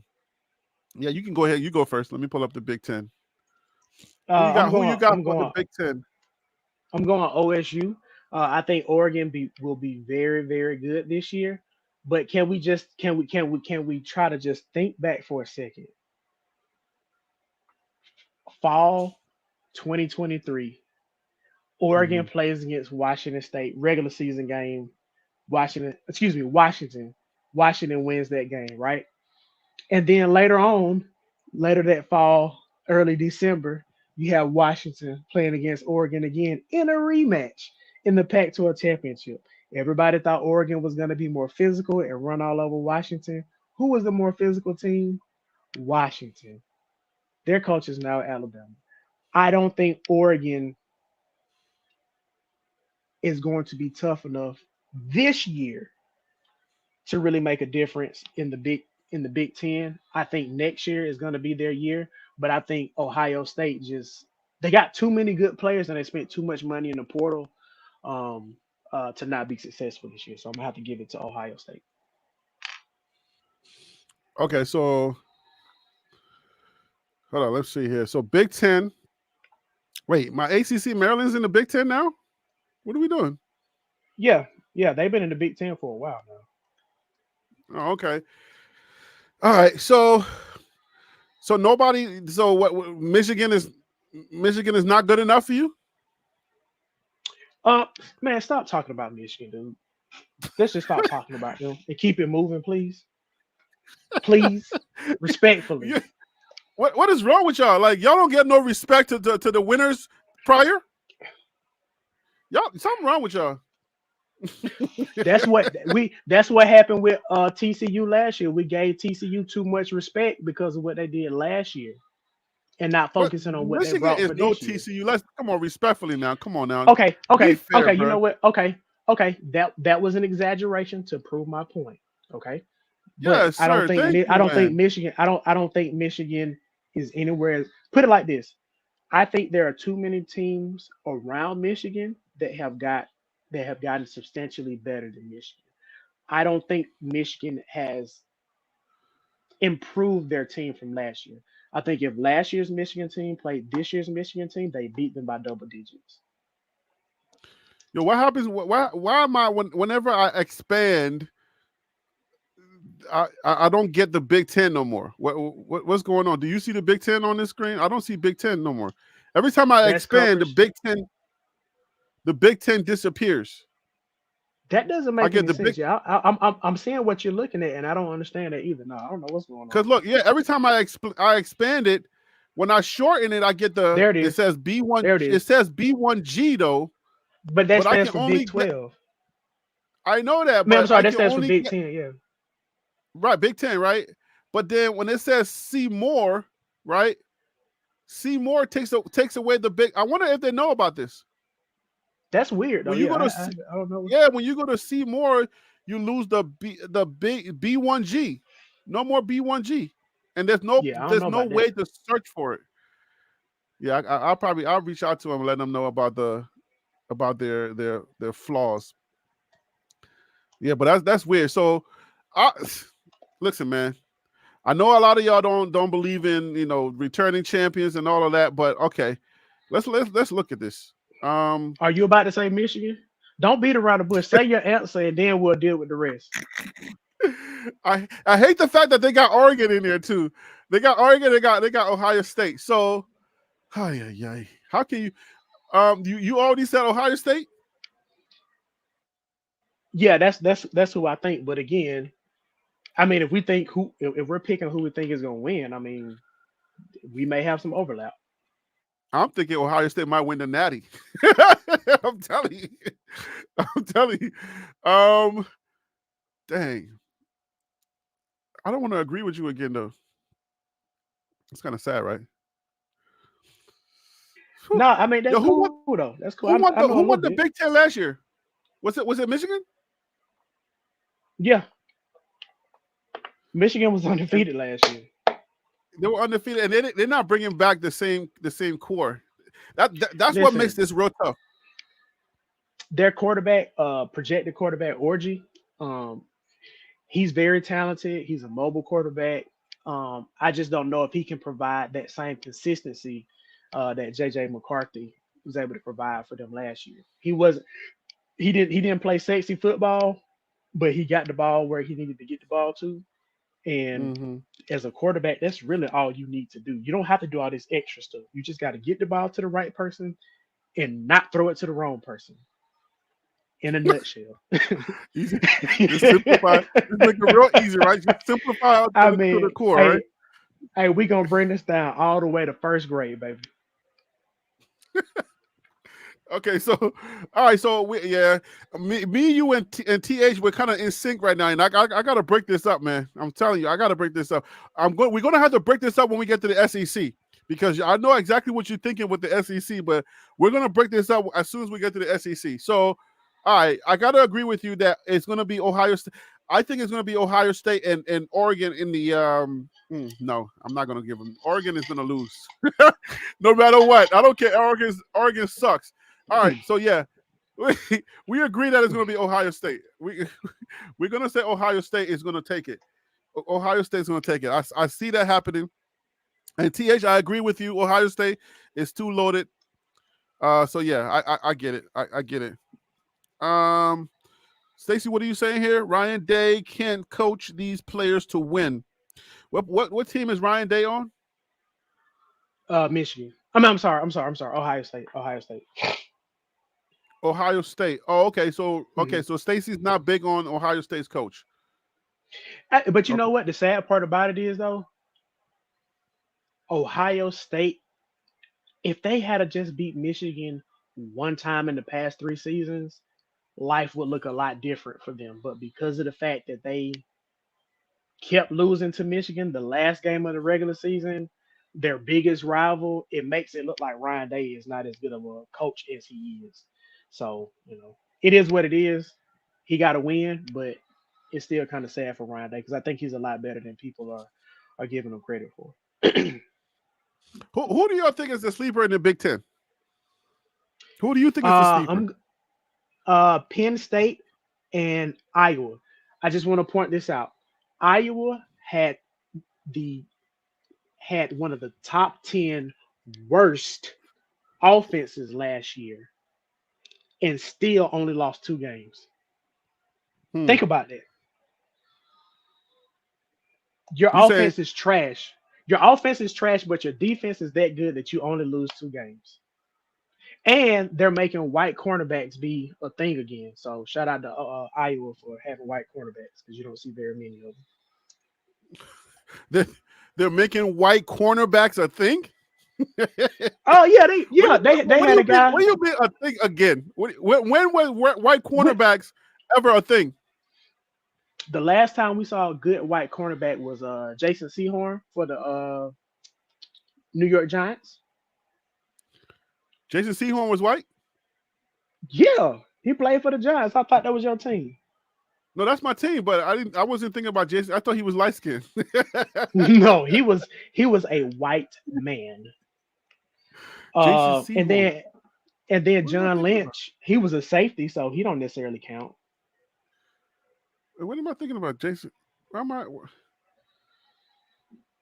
If you look him up, you'll know. You'll know who he is. Okay. Okay, I remember Jason Sehorn. He looks like that pastor. He looks like that money pastor. Yeah, he looked like Joel Osteen. he got the white man come over, and they brunette, so I get it. Yeah, he definitely looked like. But I mean, Jason Sehorn was good, but he was never an era of white boy corners. I mean, that was never a thing though. He didn't make him a thing. but guess what? The last time it was a thing was in the 70s. Uh-huh. How about that? So that's what I'm saying. He's making a name for the white cornerbacks. I think his name was football in the 70s. He plays. I think he's playing for the Eagles this year. Okay, yeah, all right, yeah, but let's agree that it was never a thing, right? You can have. Okay, let me make this argument. You can say that Eminem made white rappers a thing, but you can't say Machine Gun Kelly made white rappers a thing, right? I can give you that. Yeah. That makes sense. That's a great analogy. Right. So Sehorn would be more like a Machine Gun Kelly. I can't name a white cornerback that was like Coach Prime style type. You know what I'm saying? I can't. Yeah, you're not gonna see too many like that. Yeah, I'm with you on that. And then let's just go all the way out and just say skill positions. You don't see too many white guys at the skill positions. Not too many of them. No, you don't. I mean, you're starting to see more of them in the wide receiver position, but they're normally going to be your slot receivers, like a Ladd McConkey that was at Georgia, or your Wes Welkers that was at New England, played for the New England Patriots. So you'll see them, but they're not. The other guy from New England. What's the other guy? Tom Brady's guy, the shorter guy. You had Welker, and you had the short guy that catches everything like Art Monk. I see him in my mind's eye right now because he has a podcast. I know, I can't think of his name. I'm gonna just Google white receiver New England. Oh, come on. Just Google New England Patriots receiver and you'll see him. Hey, I just had his name. Oh my gosh, I cannot believe it. Oh my goodness, that is not right. This is not good. Dang, we talking about college football, so it really don't matter. No, Julian Edelman. Julian Edelman. Thank you, God dang. Yes. I'm like, it's like I'm like Edelman. I'm thinking Edelman. I'm thinking about Edelman, but Edelman reminds me of Art Monk from the Washington Redskins back in the day, because you can just put the ball somewhere and he'll show up and catch you there. You know what I'm saying? So it gives me Art Monk vibe. Yeah, Art Monk was like he was glue. He had glue hands, and so Jason Edelman is like, he's that guy. He reminds me of that. So yeah, I mean, white guys in some skill positions, but I think in order for you to say they were a thing, it has to be like trailblazing, like some type of anomaly type skill, like a generational talent type thing for it to be like a thing. At the tight end position, of course, they've been killing it though. So right. They've been killing it from the tight end position, because you get those big country boys with some size. They can block and catch the ball. They'll be superstars. So yeah. Yeah. You'd be surprised at what some of those guys can do at tight end. Let's talk about your SEC. All right. So who's taking the SEC? So we said, okay, hold on. Let's recap. The Big Ten. We three of us said Ohio State. Hey, Stacy, did you register your Big Ten? I'm sorry if I missed it. Did she register her Big Ten? I believe Oregon is what they said. She said Oregon? Yeah. Okay. Yeah, Peter Investor, you're right. Xavier Weaver is doing well. Right after the show last time, I put up I looked up the Xavier Weaver shorts and I put it up, and he's, according to the people that are, that follow the NFL, Xavier Weaver is doing very well. So yes, I definitely believe he may make the team, and if he doesn't, Coach Prime will definitely make sure that he gets on somebody's squad. So can I point out something about that really quick? Yeah. If Xavier Weaver is going to camp with the Cardinals right now and he's making a name for himself, guys, let's remember that Marvin Harrison Jr. was the Cardinals' #1 pick, and the fact that Weaver is still being able to make a name for himself at a camp when you have the de facto greatest wide receiver of the past 5 years playing on your team coming out of college. That says a lot. So I'm proud of him if that's the case, and I wish him nothing but the best, man. Like look at you, really it's CU you're talking about, right? I just want to make sure that you understand what's going on. Harry, I'm not gonna make a big deal about it. I'm not gonna make a big deal about it, but you know me, when it comes to football, I try my best to have integrity and call it like I see it. I try my best. So I'm gonna call it like I see it. I gotta give him love if that's the case, man. That's big. That's major. And that's what you want to do, especially if you're an undrafted free agent. You got to go in there and bust your butt because you already, got two notches kind of against you because you undrafted. Right. So I'm just saying, I like to point out certain things because CU catch a bad rap, because a bad rap all the time, and it's just because of the Deion tax. But CU has players, and guess what? There's another CU player. What's that guy named? God almighty. If I can't do these live shows, because my brain is just like, I'll be forgetting. What position? McClellan? McClellan. Huh? McClellan. Yeah. Okay. I'm not going to get that. Hey, Tim, what up with you? Hope all is well. Not Phil So Real. Prime Effect 101. What's going on? Welcome to the show, guys. So you sure it's McClellan? I thought it was McClendon. McClendon. Yeah. We'll go with that. Yeah, we'll go with that. But he's doing well also. So there's a couple of CU players that never showed up on the television at the combine that are actually doing well right now in the NFL. Preseason, whatever they're doing. Like their CU players are doing okay. I'm not trying to do that thing that we do, but I'm just saying, like, there's a couple of CU players that might make teams. And what does it say if that happens? With all of your SEC and all these players, right? Can I point out something that can we be fair? Point it out, please. Point it out. Okay, I'm not even gonna point it out. I'm gonna ask a question. Okay. Is there a difference between having 5 guys get drafted in the first round and having 5 guys going undrafted? Is there a difference in that? Is there a difference between having 5 guys? Say that again. Run that again. Is there a difference between having 5 players drafted in the first round versus having 5 guys going undrafted as free agents? I mean, but the difference would be them making the team, right? I mean, let me just make sure I understand what you're saying here. Correct. So yes, I'm setting you up, but just answer the question fair. I know you set me up, but I'm 1 year old, okay? So TH, you're saying yes, there is a huge difference. So if I put it like this, the amount of bragging we'll hear from Coach Deion Sanders. Oh, come on! Now you got to put it back on Coach Prime. Like, leave Coach alone, man. Let us bash in the glory we were just in. Leave Coach Prime alone, please. But this is gonna be a good thing. Leave him alone for now. No, but trust me. This is a good thing.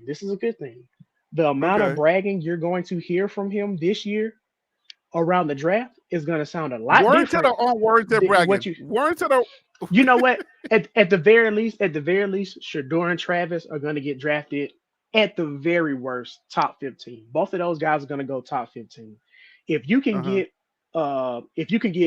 what is it? BJ Green, the edge rusher from Arizona State. Is it Green, right? Yep. Yep. BJ Green. Okay, if you can get BJ He Green, definitely getting drafted. That's for sure. but no, but I'm talking about first round. If you can get BJ Green drafted first round, and First round, I don't know about it. if some kind of way you can find those if some kind of way you can find one of those offensive linemen, those transfers to get drafted in the first round, then Dion can say, "Hey, look, we Khalil may not be able to Benson. develop you, yeah, Wait, but Khalil on we the can off? get Yeah. you in the league." Yeah, Khalil Benson. Okay, right. So you got Khalil Benson. So I got a question. Stacy is saying I'm talking foolish. What Okay. am I specifically saying that's foolish? Because like I get the jokes and all that kind of stuff, but I just want to make sure I understand what am I saying that's foolish, so I can try to explain myself. Because you got TH saying facts, and then you got Stacy saying I'm talking foolish. So I'm just trying to figure out which is which. All right, but did you give Respectfully. TH love? Because we like to harp on the negative. Did you give TH love? Because Well, did you I just said answer they TH? agree with me, so I like it. They agree with me, so they my friend. But You that's know, the one that you are addressing is the one that's hated. right? Did you show But my TH thing is, love? Agreeing with you you. know what, TH, You said something clearly you about TH, so understand I what have I'm to give you saying. that. No, Okay. you're right. Okay, so TH, you pointed out facts, so at the very least, you understand what I'm saying. Stacy doesn't understand what I'm saying. So if there's a specific point that I'm trying to make that they're not understanding, I will explain it. So, Okay. I'm just putting that out there. But go ahead, Harry. Who you got for the Okay. SEC? I'm gonna hate on your team so hard, boy. I'm telling you, I'm so ready for this. Let's do it. I so want to hate on your team, but hold on. Give me a second. What are we doing here? Hold up. Give me 1 second. I pressed the wrong button here. All right. So for the SEC, who do we get in the SEC? All right. So let me share this. So the SEC doesn't want to give me the way that I had it lined up. All right. So let me know how this works. Top team is home team or top team is away? Top team is, the bottom team is the home team because that week is when Bama plays at home. All right, so they're showing me the games here, but I wanted to see the lineup with the teams that are in the SEC. So let me see. I mean, it's easy it is to pick Georgia. To just say Georgia's gonna win it. Like, I don't know if okay, now let's explain this one part of it, right? There's nuances here, right? Because I think college football is going to where college football and their fans and the teams are going to decide who gets in. Now, further and further, we went from 4 and now we're going to 12, right? So college football is going away from committee choosing to where gameplay is actually going to choose, right? Am I right on that assessment? More so. Right? So I understand your logic, but I do want to point out there is still a human element that is going to be picking the top 12. They took out some of that human element with the automatic bids with your 4 Power 4 teams and then your group of 5, your highest ranked group of 5 team. But because there are more teams, now they're going to have to say, okay, does a 9-3 SEC team that did not go to their conference championship game, do we value that 9-3 in the SEC over a Big 12 9-3 conference champion runner up? Those are the conversations that we're going to have. So it may not be as cut and dry as you think it is. Yo, do me a favor. Are you by your computer? I am. Do me a favor and look on where it says FBS standings, right? Let me show you what I'm talking about, and then go to the thing, and tell me if expand it, and tell me if I'm going crazy. Go to this right here, right? I don't use that. I just use ESPN. If I'm being honest with you. Okay, because I'm like, am I tripping? Like, there's no way I'm tripping, right? All right, so let me see, where is ESPN at? Just click on the Southern Conference. Hold on, The one that says 1 month ago. I would say just click on that. At the very least, you'll be able to see the conference. This one right here. Yeah, if you're just trying to see all the teams, I think that's good enough. Yeah, I just want to see all the teams together. Yeah, this is not. I just had it. Well, no. That actually had projected finishes. Oh, here it goes. Here it goes right here. Here it goes right here. All right, here we go. All right. So, again, Alabama. If we were to talk about it a little bit, Alabama has new coach, right? Mm-hmm. Georgia is keeping most of their folks, getting new folks, right? Yeah. The Florida Gators, their Napier is on the hot seat, looking to get fired. Yeah. By the way, keep an eye out on that situation, because if we see DJ Lagway get in and get some playing time, the All-American true freshman, he's a guy that got a lot of attention coming out of high school. If he's able to eventually get that starting job from Graham Ertz, then I think Florida might be on to something. So just keep an eye out on that. And who's that? And what is that? His name is DJ Lagway. He's a quarterback. What position? Freshman quarterback. Quarterback. Okay. Yes, but they got Graham Ertz that's starting. And then there's this one transfer that if he plays, then it's lights out. His name rhymes with money. He needs to gain about 15 more pounds because he's a little light behind. But his name is Kwamani McLean. If he plays, if he gets in, it's lights out. I'm just saying. I'm just trying to let y'all know. I respect your opinion, Harry.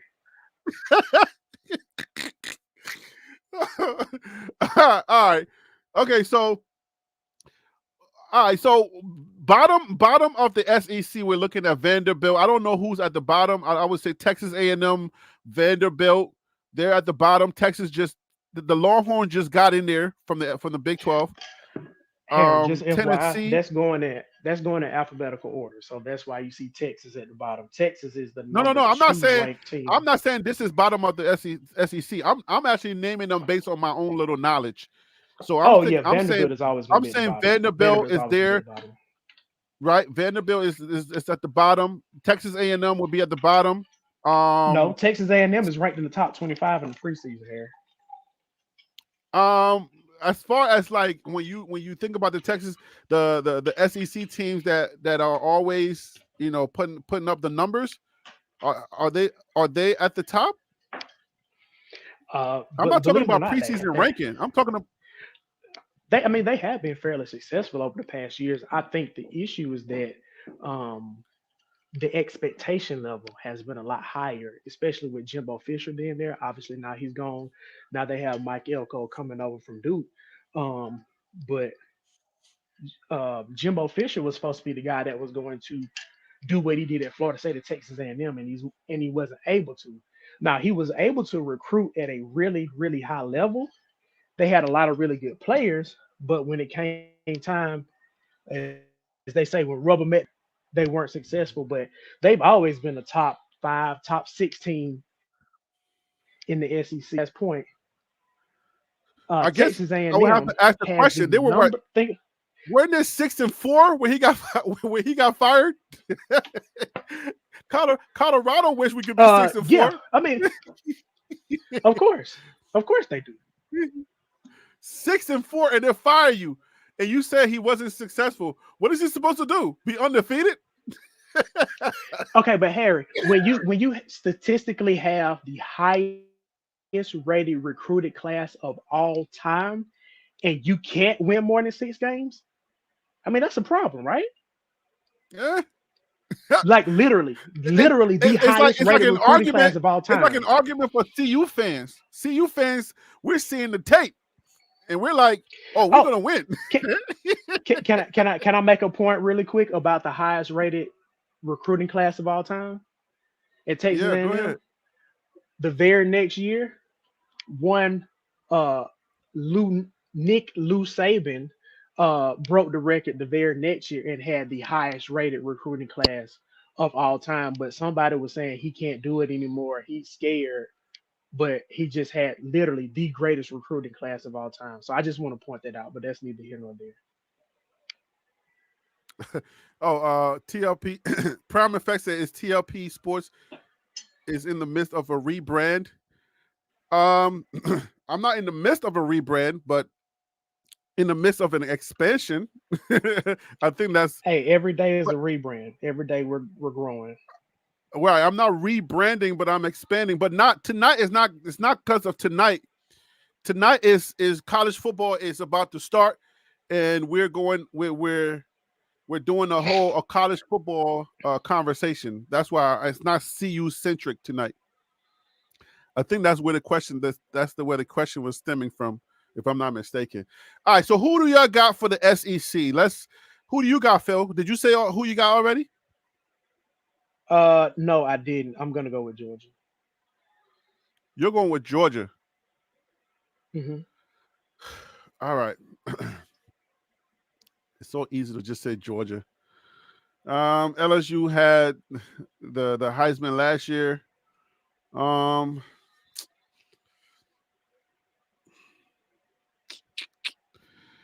some of these teams, I'm like, yo, like, ugh. I want to say Georgia, but I'm like, I don't know, man. People, okay, so Lane Kiffin at Ole Miss, he might be like what's the guy named Whittingham at Utah, or I be careful with comparing him to Whittingham because Whittingham, to me, Whittingham is more of a Kellen DeBoer type coach that does more with less, okay, whereas Lane Kiffin has had some really good football teams in front of him, even going back to when he was the offensive coordinator at Alabama. And I mean, frankly, they were, I mean, them boys look good when Lane Kiffin was the OC there. So yeah, I just want to point that out. All right, so sheesh, it's hard not to say Georgia because. Then say it. If that's how you feel, say it. Because I agree with you with everything. But I mean, but seriously though, like if both of us feel like those are the both are are the best teams in the conference, then why not say that? Who won the conference last year? Bama. Alabama won the conference last year. Yes, Alabama beat them in the SEC championship. Jalen Murrow said, "I saw it in their eyes. They didn't want it in the fourth quarter." He said, "I looked them in their eyes, Harry." Hey, that's what he said. That's what he said. Why you say that? Why you say that with some vigor? Why I ain't never hear you say that. I ain't never heard outside of Phil. but did you see the clip I sent you? Manti Te'o when he was talking about Bama coming out against Notre Dame. There's something about when you standing across from another man and you can see that fear in his eyes, man. It's different. It's different. Yo, TH just say TH said I should just say it. So Alabama. Oh, you know what, man? I think I like DeBoer, man. DeBoer is not a pushover. And he got resources now. DeBoer is a coach's coach. He can coach.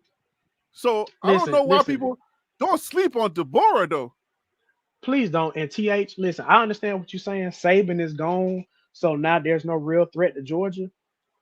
But again, Kellen DeBoer coached Washington against Oregon twice last year. Oregon was supposed to be the more physical team, right? Was supposed to be the more physical team. Who was the more physical team on those two games? And who won those two games? And who was the head coach of those two games? Now, Kirby Smart is totally different. Dan Lanning wishes he could be Kirby Smart. Kirby Smart wishes he can be Saban. They all are their own three guys. But I promise you, Kellen DeBoer will have those guys ready to play.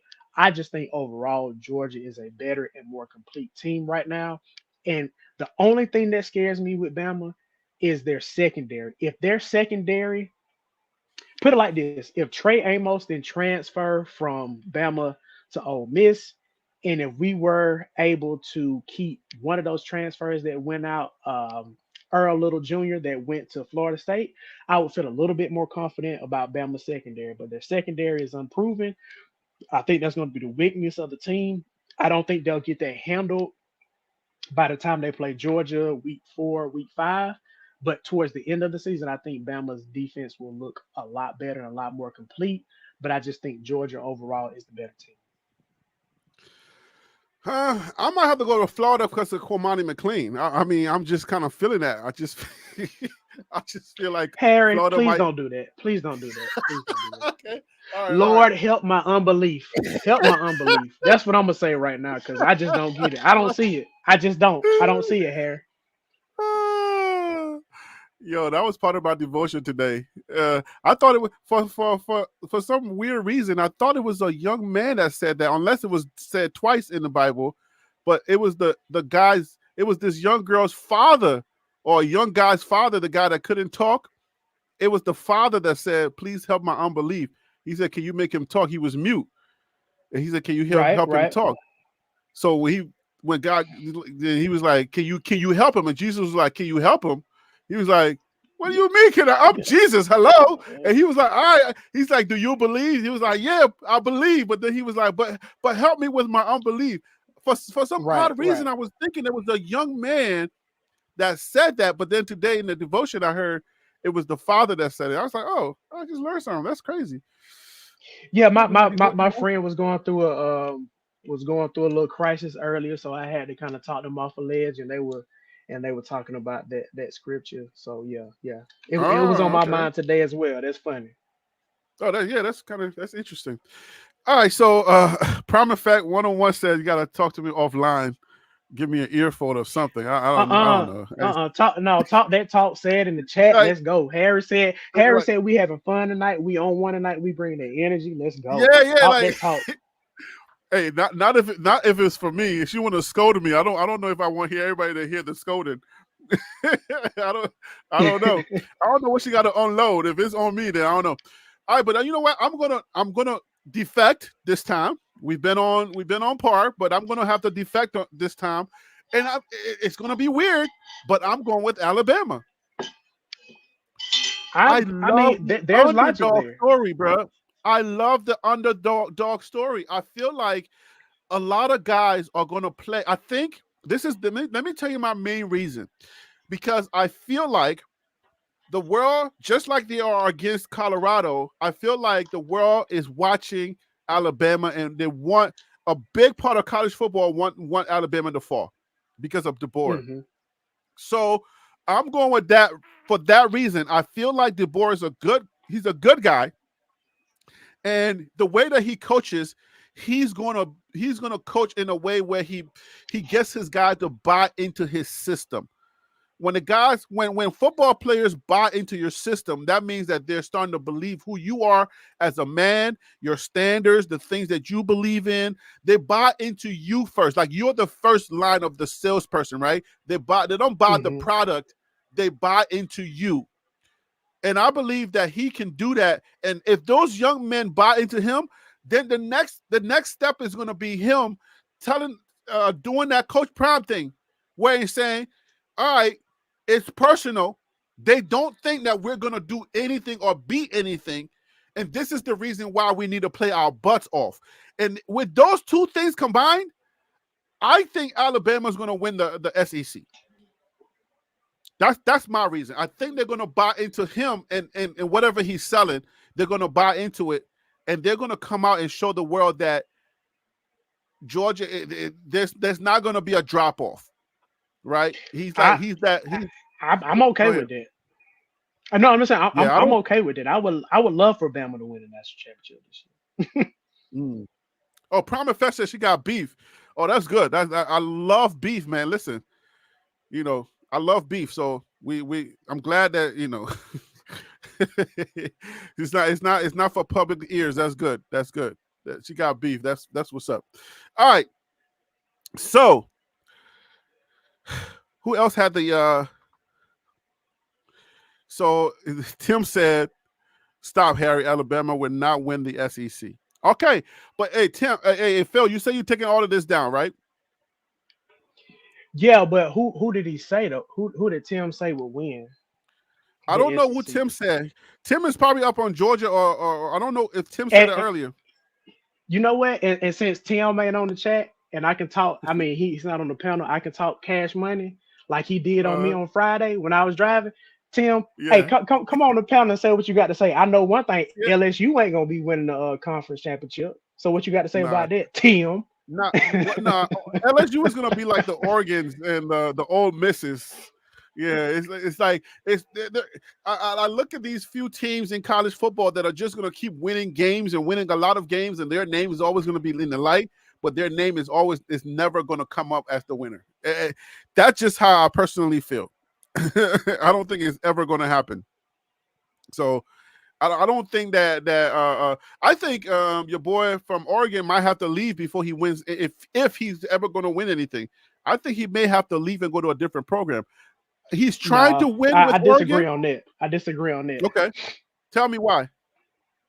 Because I think Oregon has all the resources to do what they need to do. We've seen Oregon be successful with Chip Kelly there. We've seen them be successful.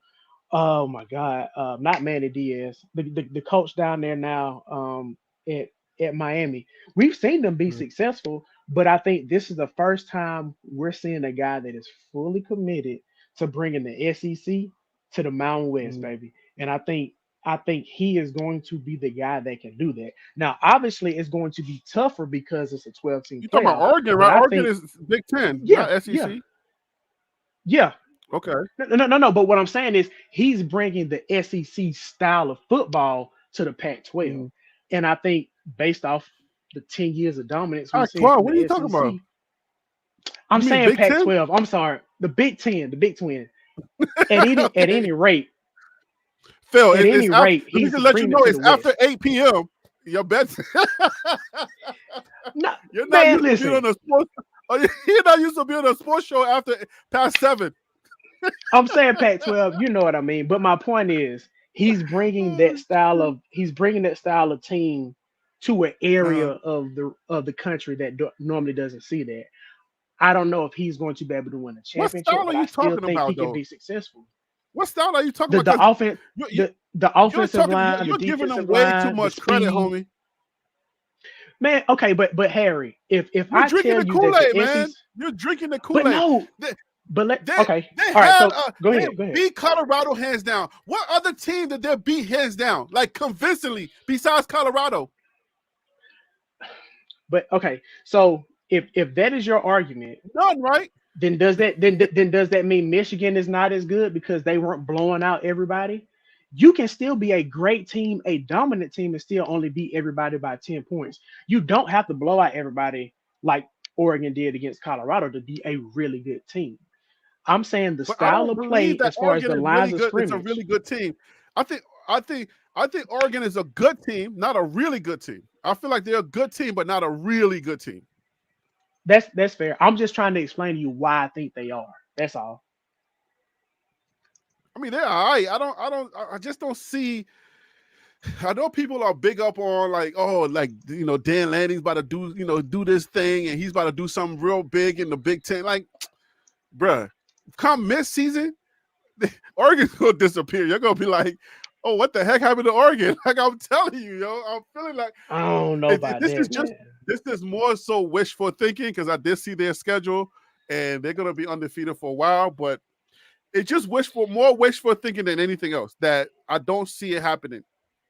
I don't see anything big happening with that team. All right, so let's see.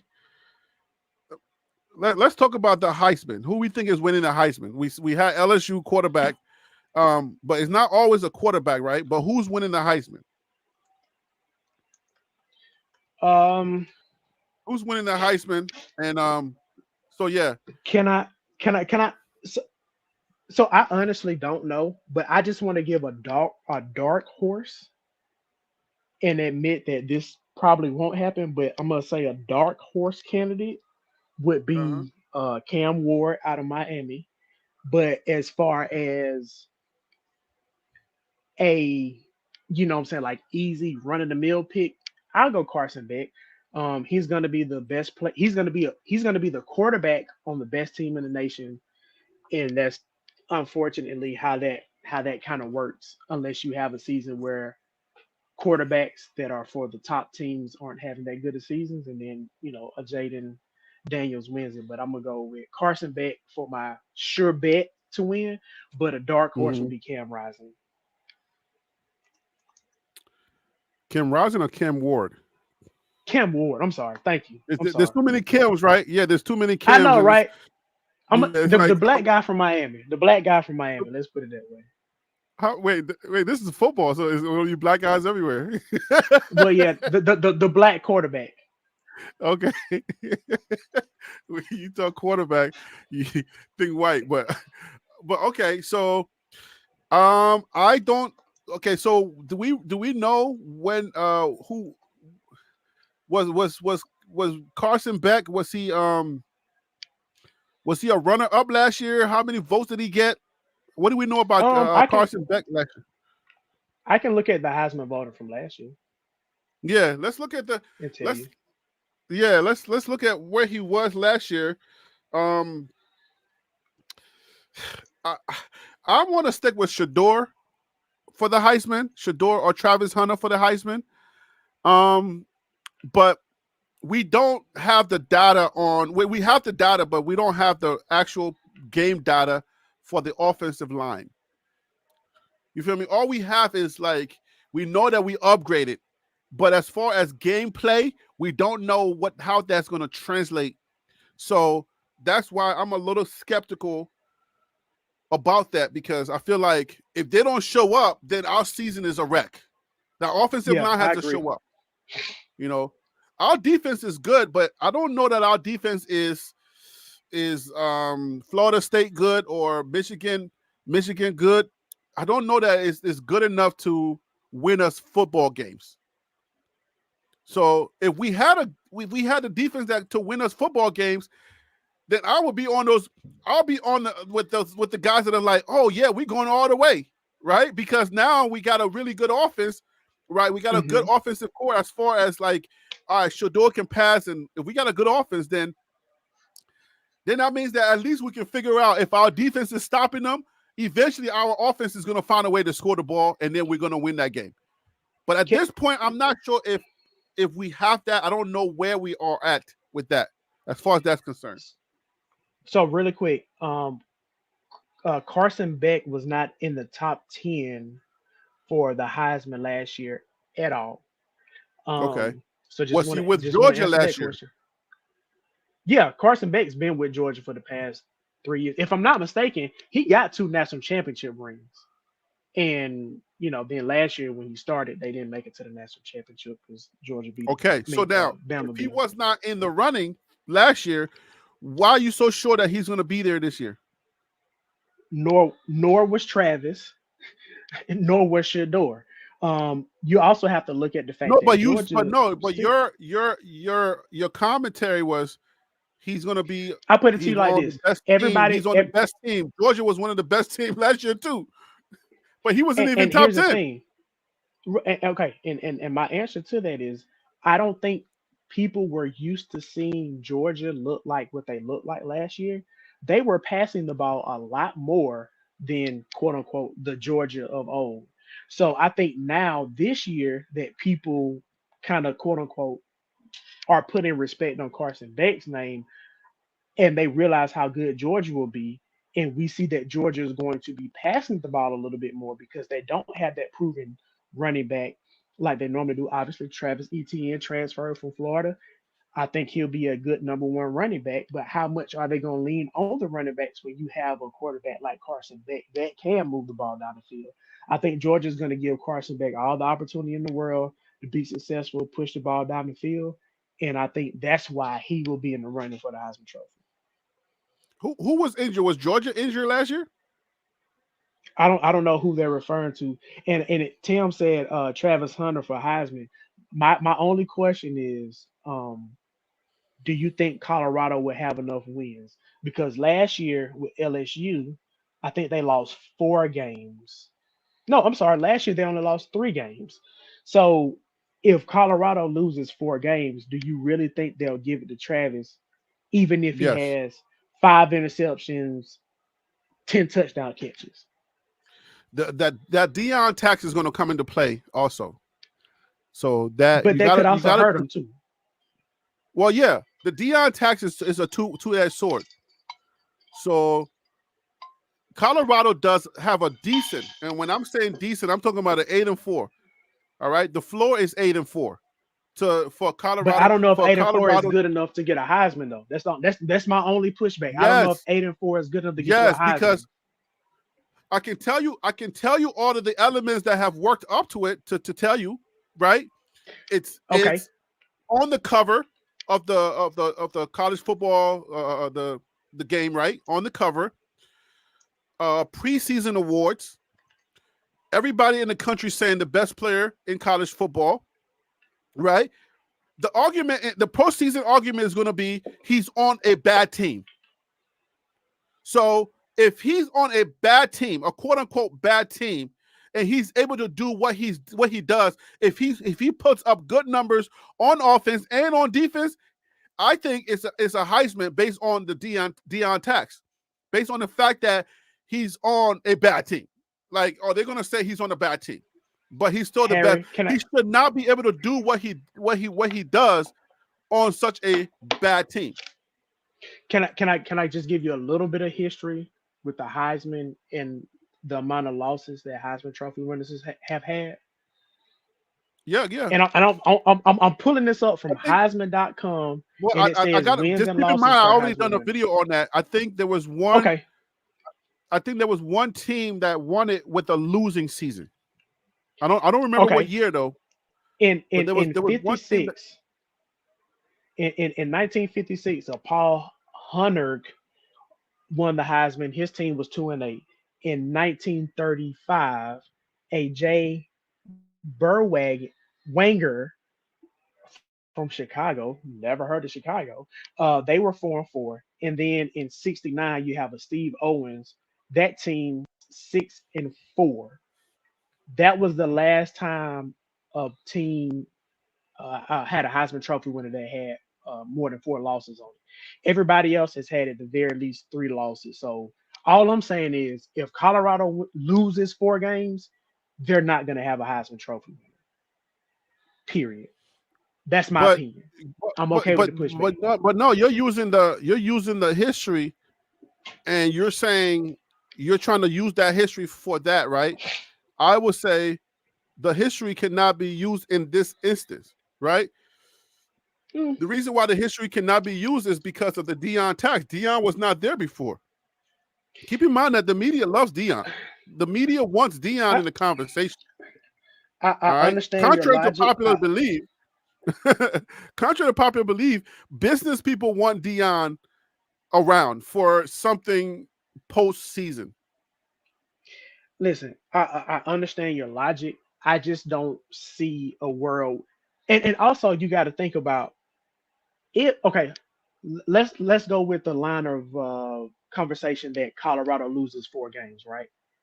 I don't know what my pick is for their record just yet, but let's just say they lose 4 games last year.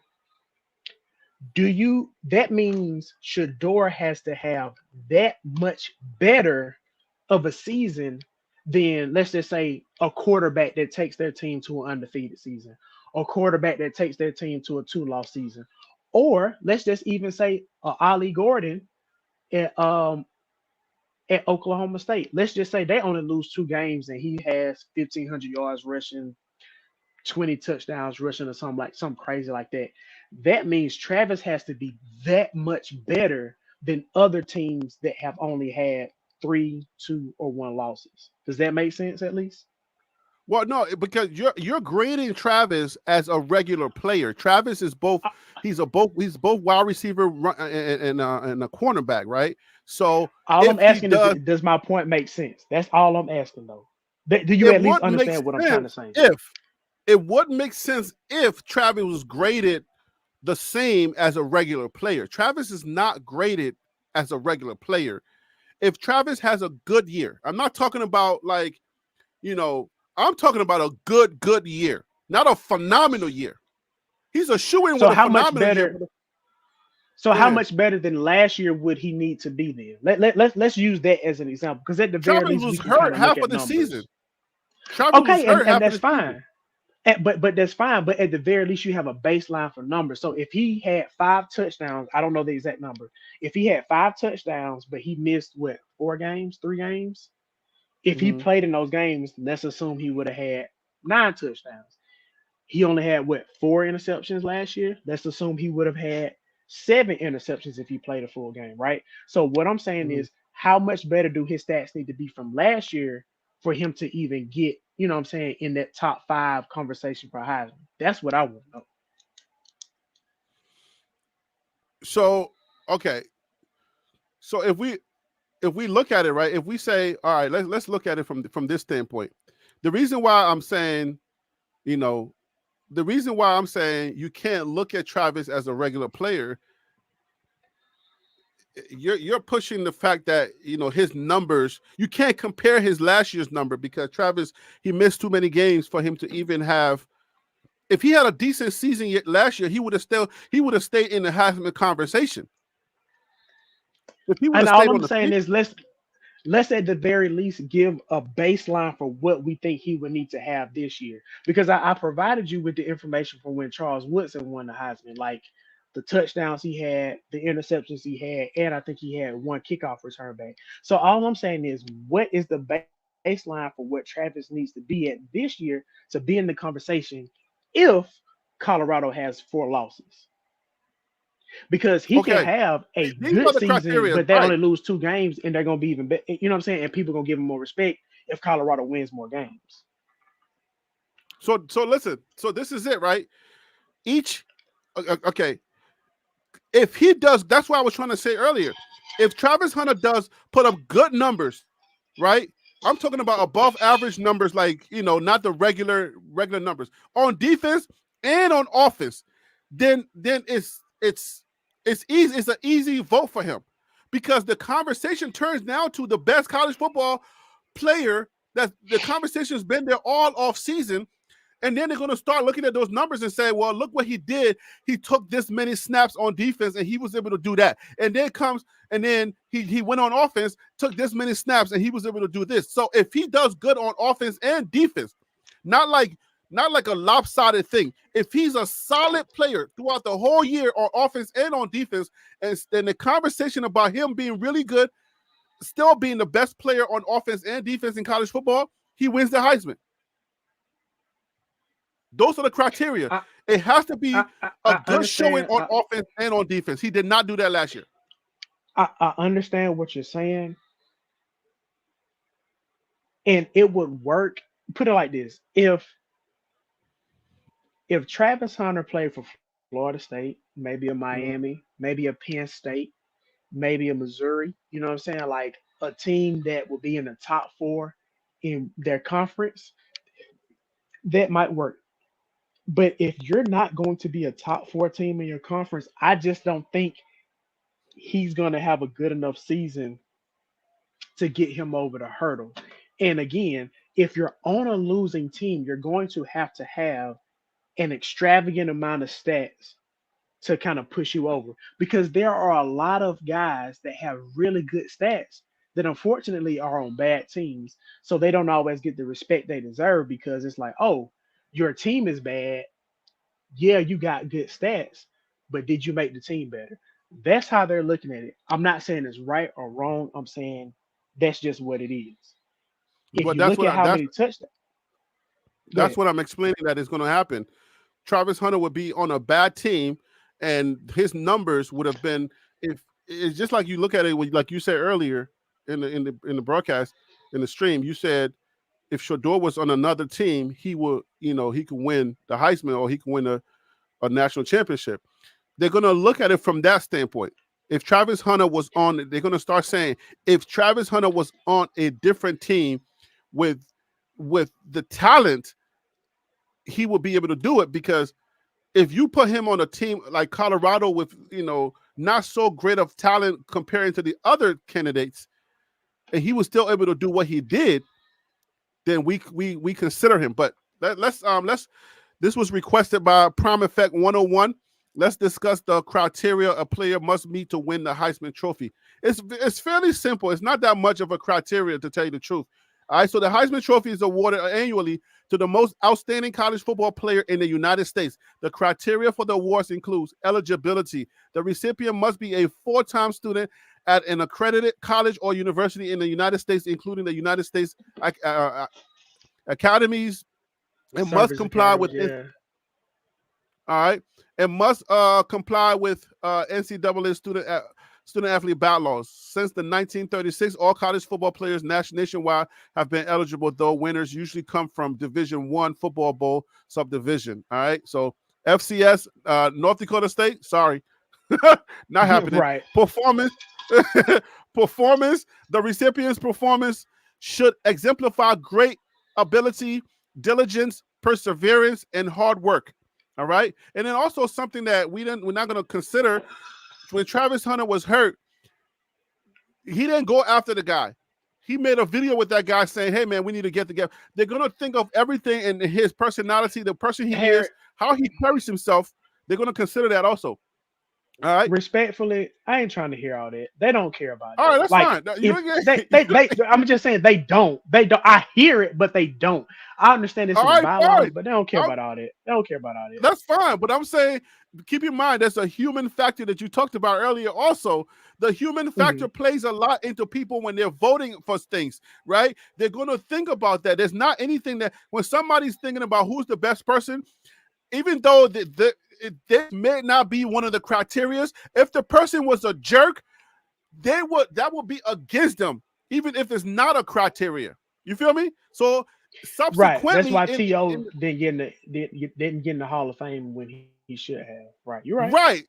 People are not using everything that is at their disposal to say, juries. Why do juries have to see the defendant? Why do juries have to see the person sitting there when justice is supposed to be blind? Right. They should be able to just think about the evidence that is presented by each lawyer, as opposed to, oh my gosh, he's dressed like a thug, his hat is turned backwards, he did it, right? So I'm just saying that's that human factor. Anyway, the voting, the Heisman Trophy is awarded based on a poll of sports writers. Electors are free to vote for whomever they choose and can apply their own criteria, right? The ballot is based on positional voting, where each vote ranks 3 selections in order.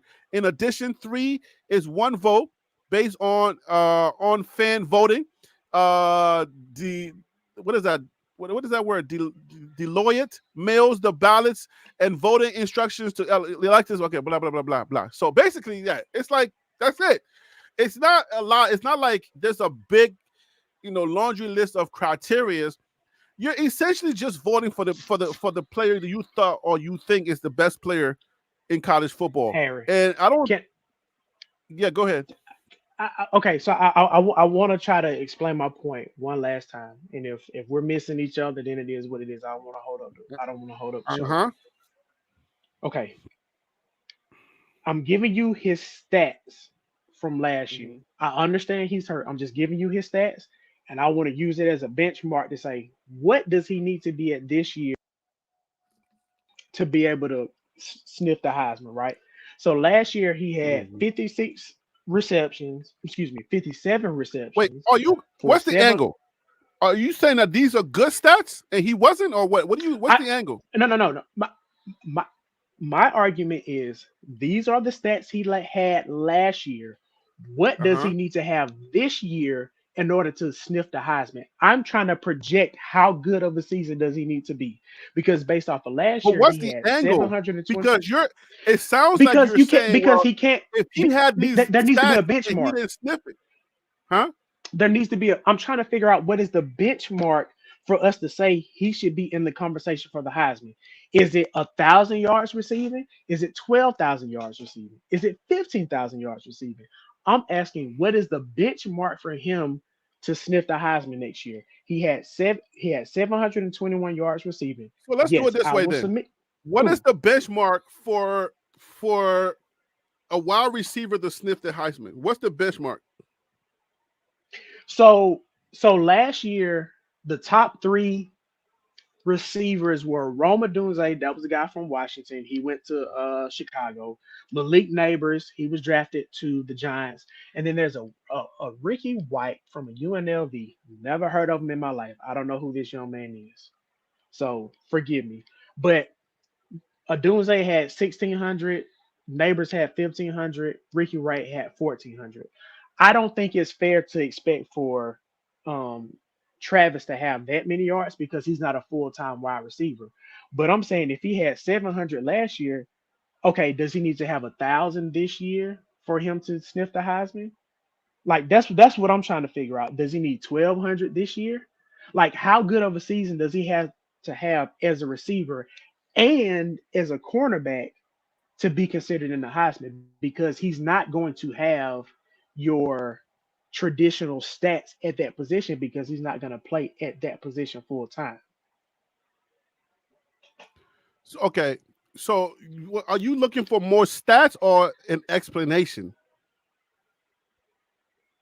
I'm looking for a benchmark because again with Travis, I think that's what this is. I think what Prime Effect is saying is essentially what I'm saying. No, I'm talking numbers. I'm talking numbers. I'm not talking. Right, you want stats. Then. You want stats. Numbers. Yeah. You want stats. You want numbers. Okay.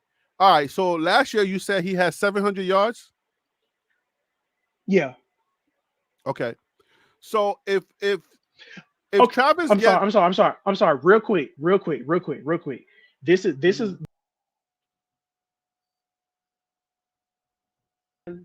the Heisman Trophy. He only had 231 yards receiving, 2 touchdowns, but he had 7 interceptions and a return for a touchdown on punt return, I want to say. Travis had 500 more yards than him last year. He had 3 more touchdowns than he did last year, but he had 4 less interceptions. So my question now is are the people voting on the Heisman going to look more for what he does on defense or what he does on offense? Because based on this, Charles Woodson had a better defensive season. Right. He had a better defensive season than he did offensive season. Because 200 yards, I mean, shoot, Travis can get 200 yards in 2 games if they really, targeted him, right? So that's what I'm. Are you saying his total offensive yards last year was 200 yards? That was Charles Woodson back in whatever year won the Heisman. He was the last guy that played offense and defense that won the Heisman, and he only had 200 yards as a receiver. But keep in mind, Charles Woodson was a phenomenal, like all around player, and on defense he was locked down. But okay, and that's my point. Okay, so now, how many interceptions will Travis need next year to be okay? Cool. Now we need to start looking at him. But I think I got you. I think this is what you're missing out of. We're hearing you, me, Prime Effect. We're hearing you, right? Like you don't have to say it again. I can hear you, but let me explain what I'm saying. Maybe you're missing that part, right? Let me just say this: the implications of a healthy Travis Hunter is dangerous for college football and whoever's in front of him. A healthy y'all Travis thinking Hunter. From CU lens though. I'm telling you that's not fine. How everybody views it though. That's fine. But we know what a Travis Hunter can do when he's healthy, all the way healthy, right? When he comes back from an injury and he's lagging and all of that stuff, I mean, we can see the difference. He's gassing and stuff like that. And then he gets up to speed.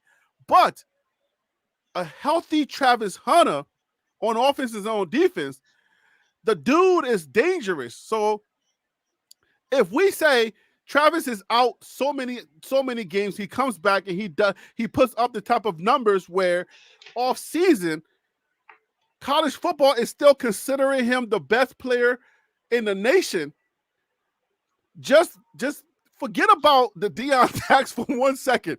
Forget about us. Forget about, Harry B's a Colorado fan. Forget but you about notice that. I never brought up the Deion tax with him. I only tried to talk about I'm just stats. saying, I you only just tried made to a talk about statement stats with saying that you just made a statement saying, we're saying it from a Colorado standpoint, right? But I'm just telling you what other college football aficionados are saying, right? So think about it. It's not just us saying it, right? EA Sports think he is the best college football player. ESPN and other commentators, haters think he's the best college football player in the nation. So it's not just but you me realize saying we can't. But you realize we can't just say, okay, hey, this year he needs 1,000 yards to be considered. So you're saying that he can have less yards, less touchdowns, less interceptions. But if he looks good, people are still going to vote for him. He still needs to have the stats. All I'm asking is, what is the bare minimum of yards he needs to receive in and order to answer interceptions that he needs to question, have to be in there? right. In order to answer that question, we need to know what is the bare minimum for the positions we're talking about. It can't just be against Travis, right? We need to know what was the bare minimum for these players that are on your screen right now to be But considered. that's what I tried to give you. What Like, okay, so for example, Daniels has 66 votes, right?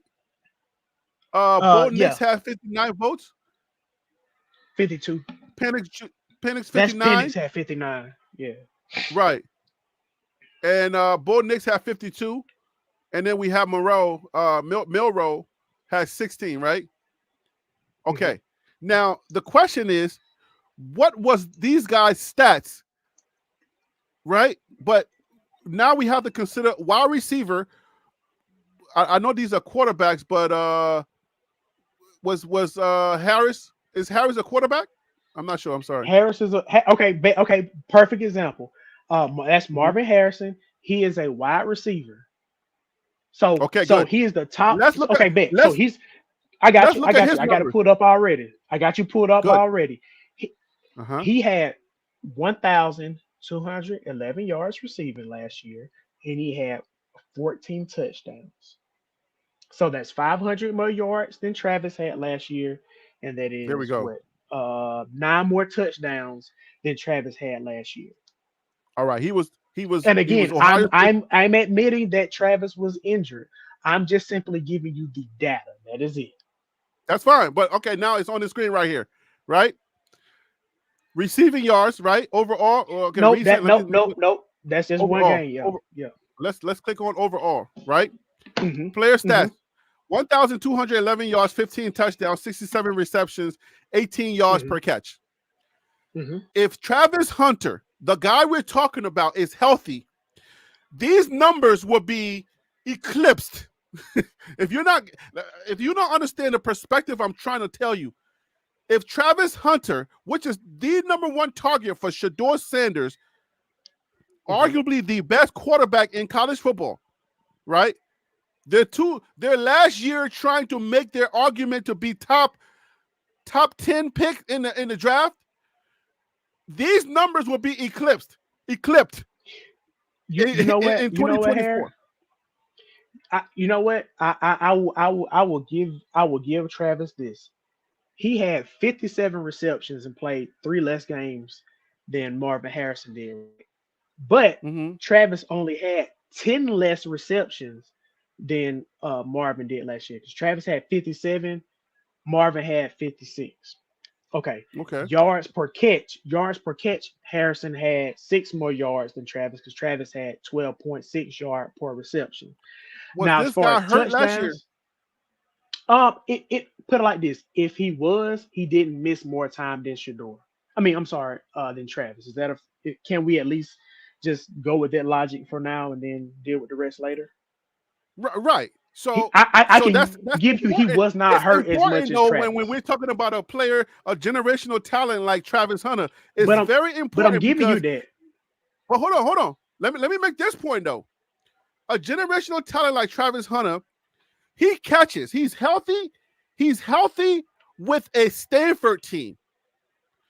Can you agree with me that a generational talent like a Travis Hunter, if he's healthy with Stanford, that his numbers would be way out of here? Do you agree with that? If he's healthy. Okay, I'm sorry. If he's okay, so you know what? I want to agree with you because I don't want to keep the argument going or the dialogue going more than what it is. But I feel like because Colorado has more weapons this year, he may not get the ball as much. And I think that could be a good thing though. So I while I understand he don't need the ball that much. He don't need the ball as much because the targets are not going to be as much. And guess what? So that means that his effect is going to be way more than that. So the yards are going to pile up for Travis. You know what? Okay. I understand what you're saying, but it's not a guarantee that just because, assuming Travis gets the ball less, that doesn't mean that he's always going to be a deep threat. It could be a situation where he's catching 10, 15 yard slants over the middle. I don't think they're going to send him over the middle. But what I'm saying is, if the receiving core is as talented as they say it is, they won't have to rely on Travis as much. So I think his numbers on offense actually may hurt him more this year than it did last year, even with being out. Now, on the defensive side of the ball, they're going to put him at the nickel, no, real quick, but I'm saying it from a compliment, Harry. I'm saying the receiving core, I think, is that good that Travis doesn't have to be your go-to guy all the time. You can take Travis out for a series or two and have faith in Wester, in Horn, in Shepard, in Timmons, in Michael, in Mathis. You know what I'm saying? That is a good thing. No, but that's a compliment for the team. But what I'm trying to let you know is that he does. We don't need the compliment. What I'm trying to tell you is that Travis Hunter's numbers, right?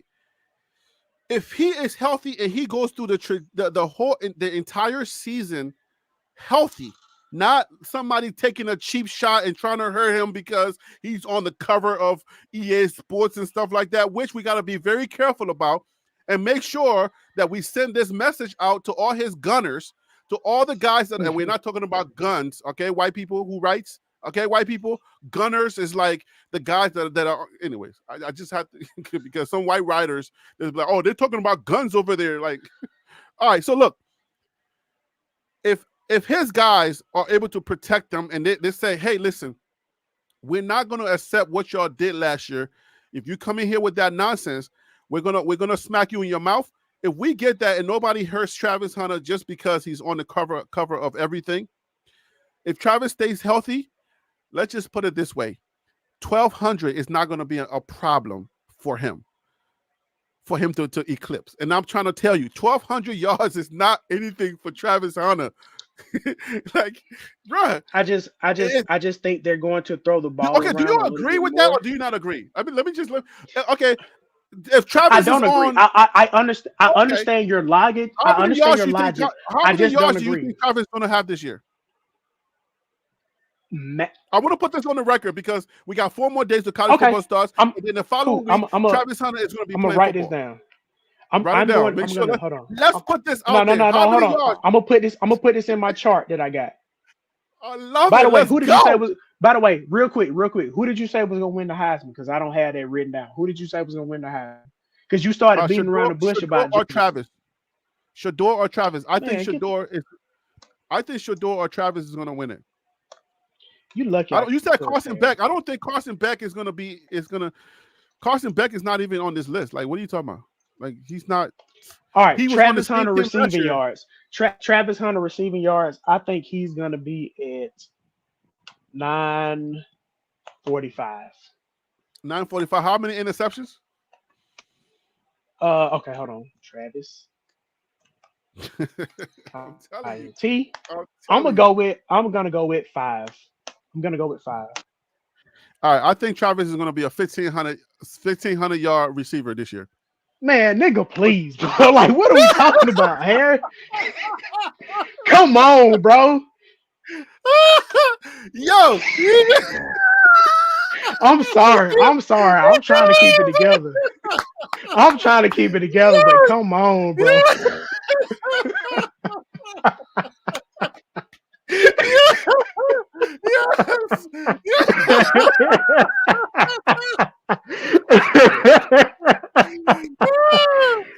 Oh man, I don't forgot we was.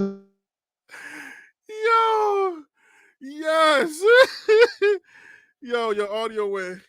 Your, your audio went. I can't hear you. If you're talking, you might have to log off and log back in. But yeah. Yes. All right, Phil, log off and log back in so we can finish the show correctly. Because are you there? On YouTube, Harry. I'm just. Okay, you're coming in, but you're coming in like broken up. Oh man. If Travis don't get 1,500 yards this year, it's going to be 1,475.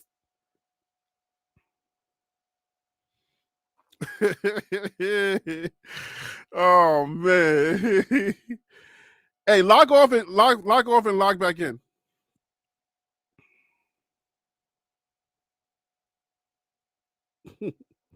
All right, just come right back. Hold on, Prime, what you say, Prime? Let's see. All right. He averaged 90.1 receiving yards per game. He would have been projected to accumulate 1,012 game last year. Okay. So, and that's that's being sick also. Being sick or being hurt.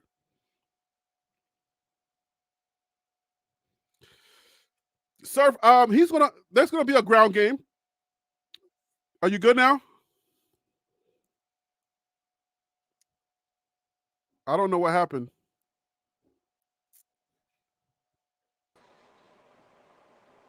I don't hear you if anything. Let me make sure. Yeah, I can see Okay. that you're talking, but I can't hear you. You can't hear me? I I can I, hear you now. I see your lips move. I'm gonna log back off and try again. I'm gonna change heads. Okay. All right. Maybe if 1,500 yards is going to scare folks, then I'll scale it down to 13. We can go to 1,375. I'm going to give 1,375 yards to Travis Hunter. Let's go back because I think Surf, if they have a ground game, then maybe the 1,300 yards 1,500 yards is too much. That means they're going to have to throw the ball a significant amount. But I think Travis is going to make his own. He's going to make his own stuff, you know. He said, Problem Fake said that's what he gets for messing with you.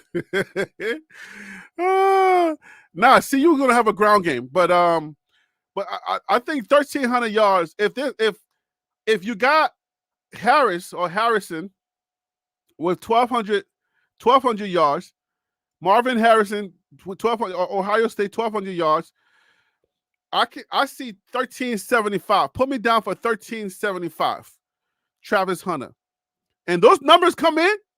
If those numbers come in, boy, you good now? I can't hear you yet, so if you're talking, what happened? I didn't think I pressed anything. We can't hear you if you're talking. Let's see. Yeah, my audio is good. Hey, Surf, you can hear me, right? Tim, you can hear me? Prime Effect 101, you can hear me. You guys can hear me, right? If you guys can hear me, then it's not me. If everybody can hear me, then it's not me. I don't think it's my audio. Yeah, my audio is good. I see my meters going. So that's 114 per game, right? And then it's like what's the average though?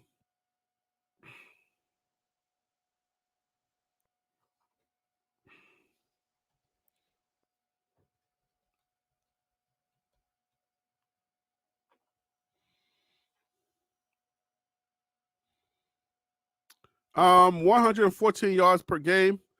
So yeah, I mean he can Travis can get that.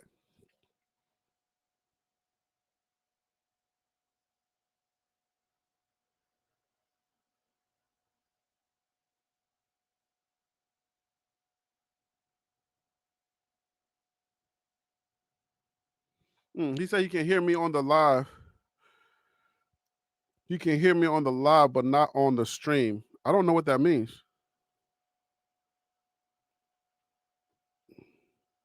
Reconnect. Reconnect. What's the name? Yeah, reconnect and see if that works.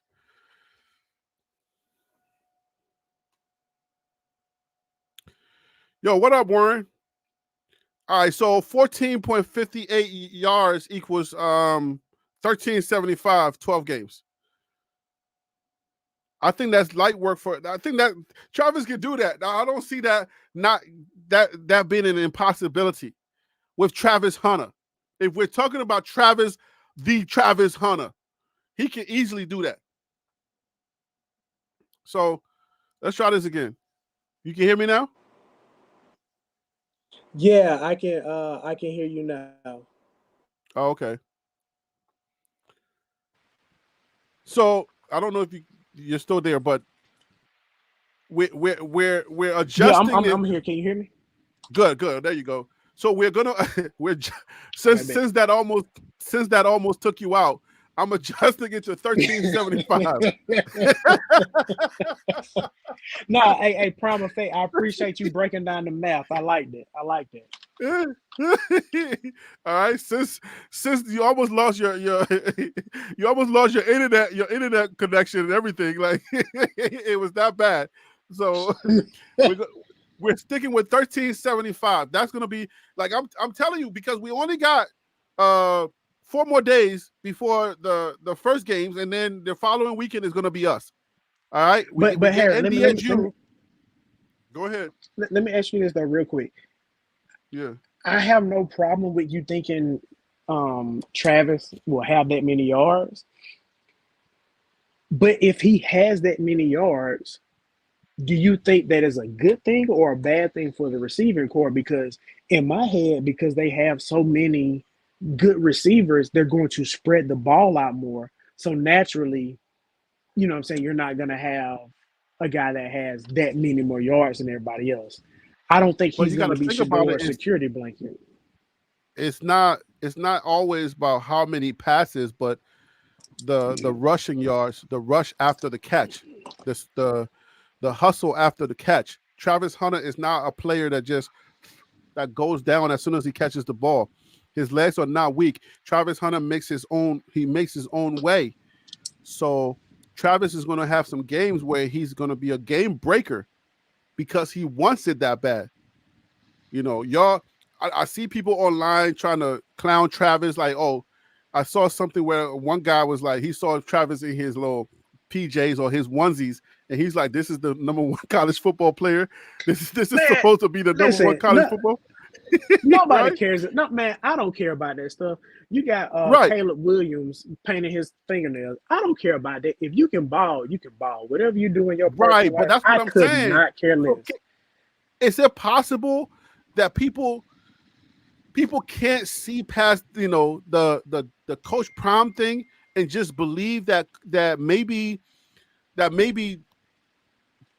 Travis Hunter ain't what the people are really trying to sell him for? Because what I see out of the Travis Hunter, he's really like that. Like if he was on a different team, you would be like, dang, this dude is really like that. I mean, honestly, the biggest issue is that people can't look past their biases and say, hey, I don't like Deion for whatever reason, so I'm gonna hold this against everybody that plays for him.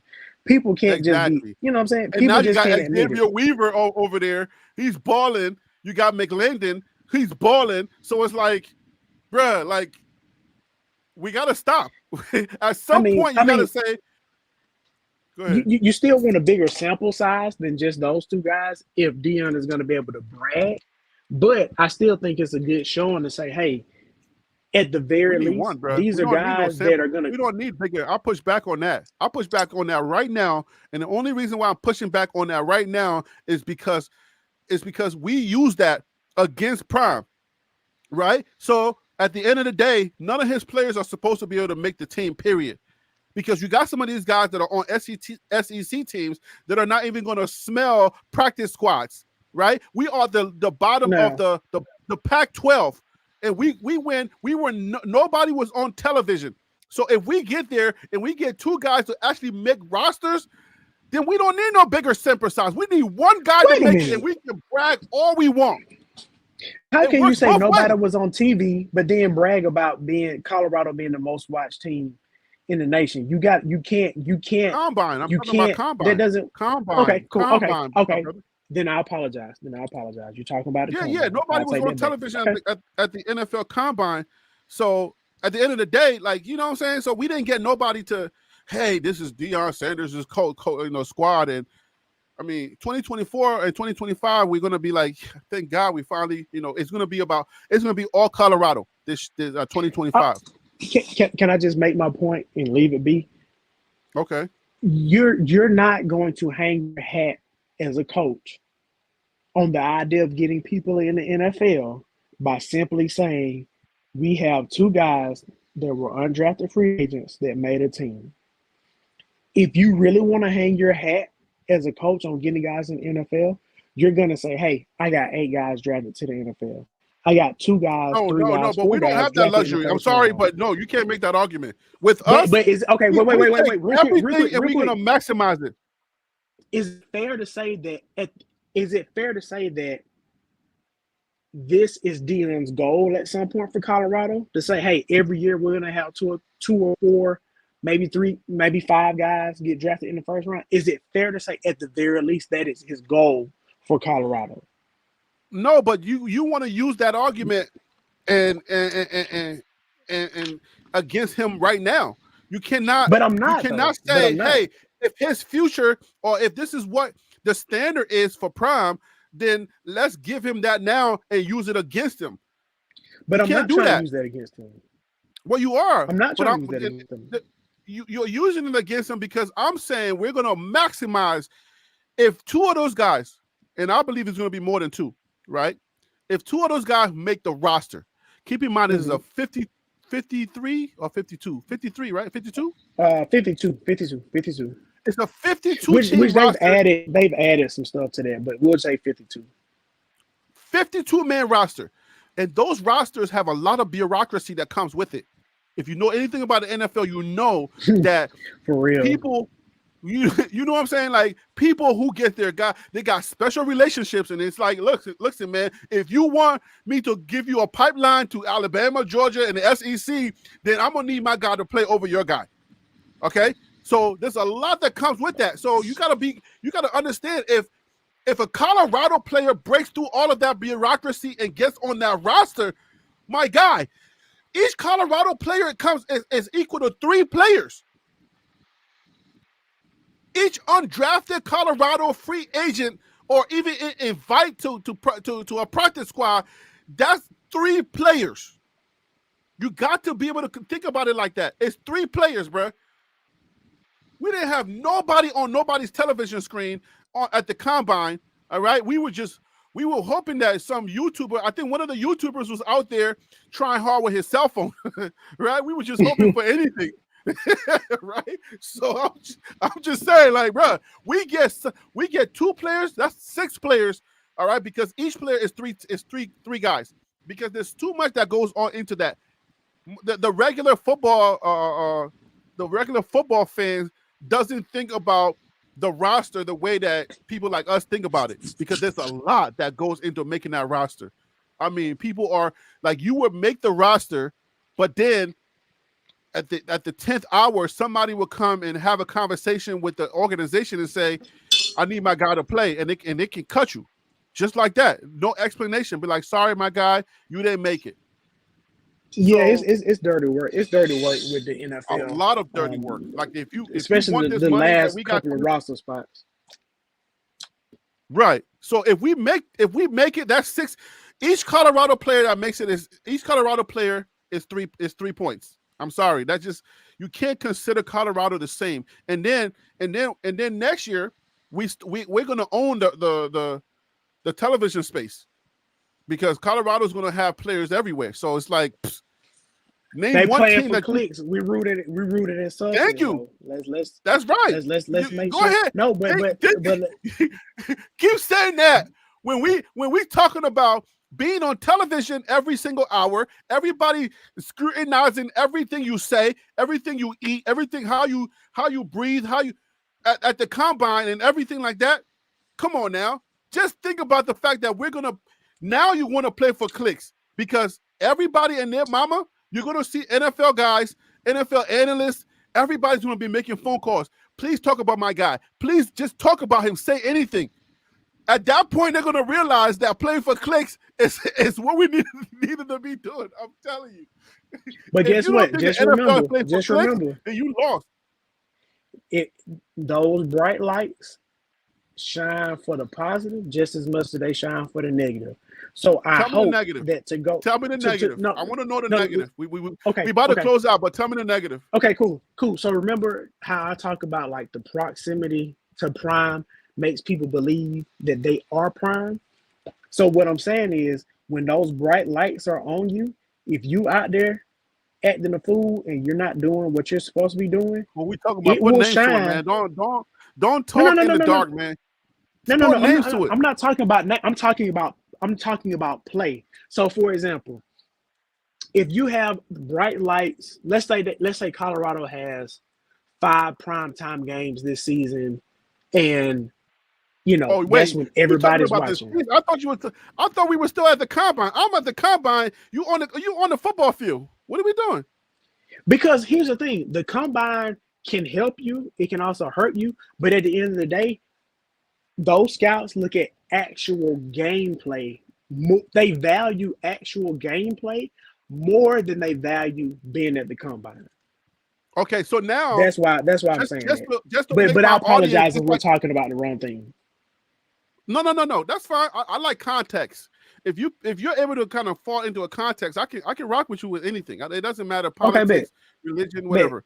So your context in what you're saying is this season is going to be the proving ground, because when those bright lights come on, then it's going to be a different story, regardless of what we're saying over here at TLP, right? That's what you're saying. Like I said, when Colorado goes to Nebraska, and some of those guys that have transferred from smaller schools ain't never been in a situation where they're going against a sea of red, 80,000 plus, bruh. Everybody's not ready for that. Everybody's not ready for that. I'm about to cook you real quick. Let me tell you something. I don't make it a point to cook you, but I gotta cook you, my brother. It's all love. Go ahead, talk to me. Okay, fine. Thank you for not taking it personal, even though I know you take it personal offline. But you can get me offline when you want, if you want to. When in this all of our conversation, when did we ever bring up anything about bright lights in Colorado being afraid of the lights? At any point, name one point where any of our conversations, preseason conversations, we got 4 more days left, probably 3 right now, right? We got about three more days, some hours left, and now you're bringing up bright lights. At which point did bright light become a problem for Colorado? We are the lights. What are you talking about, brother? Please tell me. Okay. If I missed something, tell me if Colorado's afraid of the lights. Coach Prime is teaching the light. It is okay. So I want to be very clear. When I talk about the Nebraska game, I'm not talking about bright lights. I'm talking about the atmosphere. So that's my fault for changing the context of the conversation that we're having. If you go to Colorado, you understand you are going to be playing in front of the bright lights, right? That I think we can agree on that. So like Jordan Seaton, the Hood brothers, the Wade brothers, the Webster brothers, they all knew that if they go to Colorado, the lights are going to shine the brightest on them. Is that a fair statement? Okay. My question is, my question is the Louis boys, right? Before you say your question is, I just wanted to make a Prime Effect has been dropping mad gems. She been like the statistician tonight, right? Shador was dropping dimes in game 1. Hunter, Weaver, and Horn all got over 100 yards with 119, 118, and 117. He had everyone eating. I just wanted to make that point. Let that mess your mind up while you're thinking about this light stuff you're talking about. I have no idea what you're talking about. But go ahead. Your point is? So for Prime Effect 101, I'm gonna ask you to do this, and I'm gonna do the same. And let's come back on Friday and have this conversation. Let's look at the best game Shedeur, Weaver, and Horn had as far as TCU. stats. Okay, cool. Let's look at the best game as far as stats. Let's look at the worst game as far as stats. And then let's take that average. Take out the best, take out the worst, and let's look at the average and see what they are. Oregon. I think TCU and Oregon. Okay, cool. But you know what? Colorado could have racked up points in the second half of that game in garbage time because that's sometimes what happens. So, again, those numbers could be skewed. But to your point, my argument is not necessarily about the bright lights and getting the attention and all that stuff. My thing is, are you going to be ready for game time against Nebraska? Because that is your first real away game competition. No. Wait. Listen, but you're not sitting over here suggesting that Colorado ain't gonna be ready for Nebraska, and it's a rivalry game.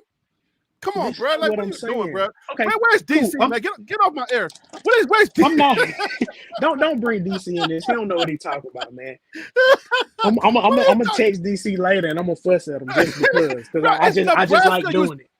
It's a rivalry game. You're sitting on my air and you're trying to you're bringing in lights. Oh, it's gonna get bright. It's gonna be a lot of people. You're talking about Colorado that's already been watched over close to 1 billion times already preseason. You're thinking that Colorado is going to be afraid of people watching them in Lincoln? That's not what I'm saying. I want you to honestly listen to what I'm saying. I'm simply stating that this will be the largest crowd Deion Sanders has coached in front of. I agree, Tim. I think Phil's sleepy. No. Everybody knows your bedtime. Everybody knows your bedtime is 7 o'clock. Listen to what I'm saying. Everybody on this show knows your bedtime is 7 o'clock, and it's almost 10 o'clock. And now you're questioning Colorado's readiness for Nebraska, a rivalry game. Come on, man. Let me do this without my hat, man. Stop playing with me. Let's move away from the jokes. Is it a fair I'm only joking because I'm thinking you're joking. But I'm trying to tell you I'm being serious. How can you be Hey, Phil, tell me this. From everything we've been talking about, right? From everything that we've talked about preseason up to this point, you literally suggested the context of this show. How can you now turn around and say that Colorado ain't gonna be ready for Nebraska? The elements, the data. Nebraska's number one is a rivalry game. There've been rivals since any of us were Nebraska Colorado fans, right? That is true. That is true. They've been rivals for years. All right. And Coach Prime, when he got there, the first thing they told him was Nebraska. We gotta beat them. And he understood. On game day, there's no red in the building. Coach Prime understands that. Now you're thinking that Coach Prime ain't gonna have his guys ready for that. 100,000 people they're gonna have because that's all they got from Nebraska in the cornfields. All they got is cornfields and corn huskers. You think that Stadium don't have 100,000? Don't be picking. Don't do that. Don't do that on Lincoln because Folsom Field don't have 100,000. So don't do that, Harry. But go ahead. You said 90,000, right? I'm just giving you 10 more. That's it. Just 10,000 more. I'm just telling you 100,000. If it's 90, then it's 100. Okay. So if they can have 100,000 people out there all red, right? No Colorado fan is gonna travel to this game. It's gonna be all red. Keep in mind that this conversation was had prior to 2023 season. It's gonna be a sea of red. They're gonna, oh my God, they're gonna show up. They travel well. Oh my gosh, that environment is gonna be crazy. What happened? We smacked them in the mouth. We said, shut up. We ain't got no time for this. We're moving on, right?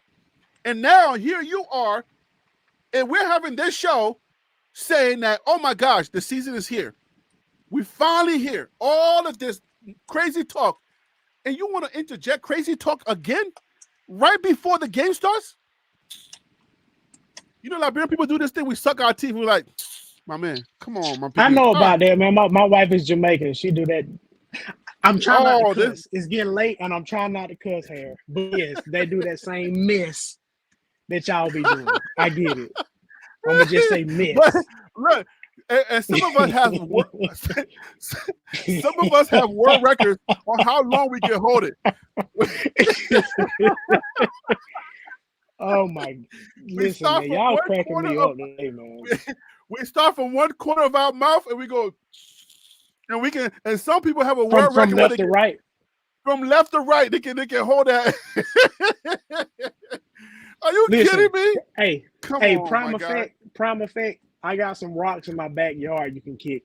Yeah, the Rose Bowl may be larger than Nebraska Stadium is. I'm gonna look it up to confirm it. But my point is, at the very least, I know Nebraska's gonna sell that game out. And again, I'm not saying that Colorado is a whole. That's game number 2, bro. First of all, listen. Let me slow it down. Real quick. You said I was joking. I'll let the last word. You said I was joking, right? So let me slow it down so I can give you the data. It's the second game of the season. It's the second game of the season. Let's just make sure we understand. It's the second game of the season. We're coming off an FCS team. This is the first team that we're going to be playing FBS, right? Big Ten. And everybody already knows that Nebraska is going to come to play. They've been bigging them up. They've been watching our show. They've been watching other people's show, saying how Nebraska got, Dylan Ravioli. You know what I'm saying? He's coming. He's cooking. He's going to be Chef Boyardee, and he's a true freshman. He's going to win the job, blah, blah, blah. These guys are not oblivious to what's been going on preseason, knowing that Nebraska is their number one rival, right? So this ain't no Mountain West like CSU or whatever, but it's the number one big-time rival. So they know all eyes are going to be on them, and they're going to enemy territory. This is the first game that they know they're going to prepare for to make sure that they're ready for, because this is when the season really starts for Colorado. FCS, okay, that's not, if we lose this game, they're going to blow the doors off of North Dakota State. I don't even want to talk about it. That's a waste of my time. That's a waste of my time. Our season really starts with Nebraska. So our season hasn't started with NDSU. So you thinking our first game of the season with an FBS team, we're gonna fall asleep and do what? Come on, man. Like, that's not what I'm saying. That's not what I'm saying. To finish this point off. What are you saying? Every time I make a statement, you said that's not what I'm saying. What? Because my question is, if the guys that matter, i.e. your starters, both sides of the ball, let's just say 3 of them are not prepared and they are intimidated by the elements, that can throw off the game plan. And I think that some guys that have gone to Colorado, name names. I think name names. I don't know. I don't know them because I don't know their mental makeup enough, so I can't name names. Trust me. If I did, I would, because I told you I don't think Trevor Woods is a starter. You're not he shouldn't be your middle corner. I'm not getting you. You're not taking. You're not getting off so name names. Do you want me? I'll put it up.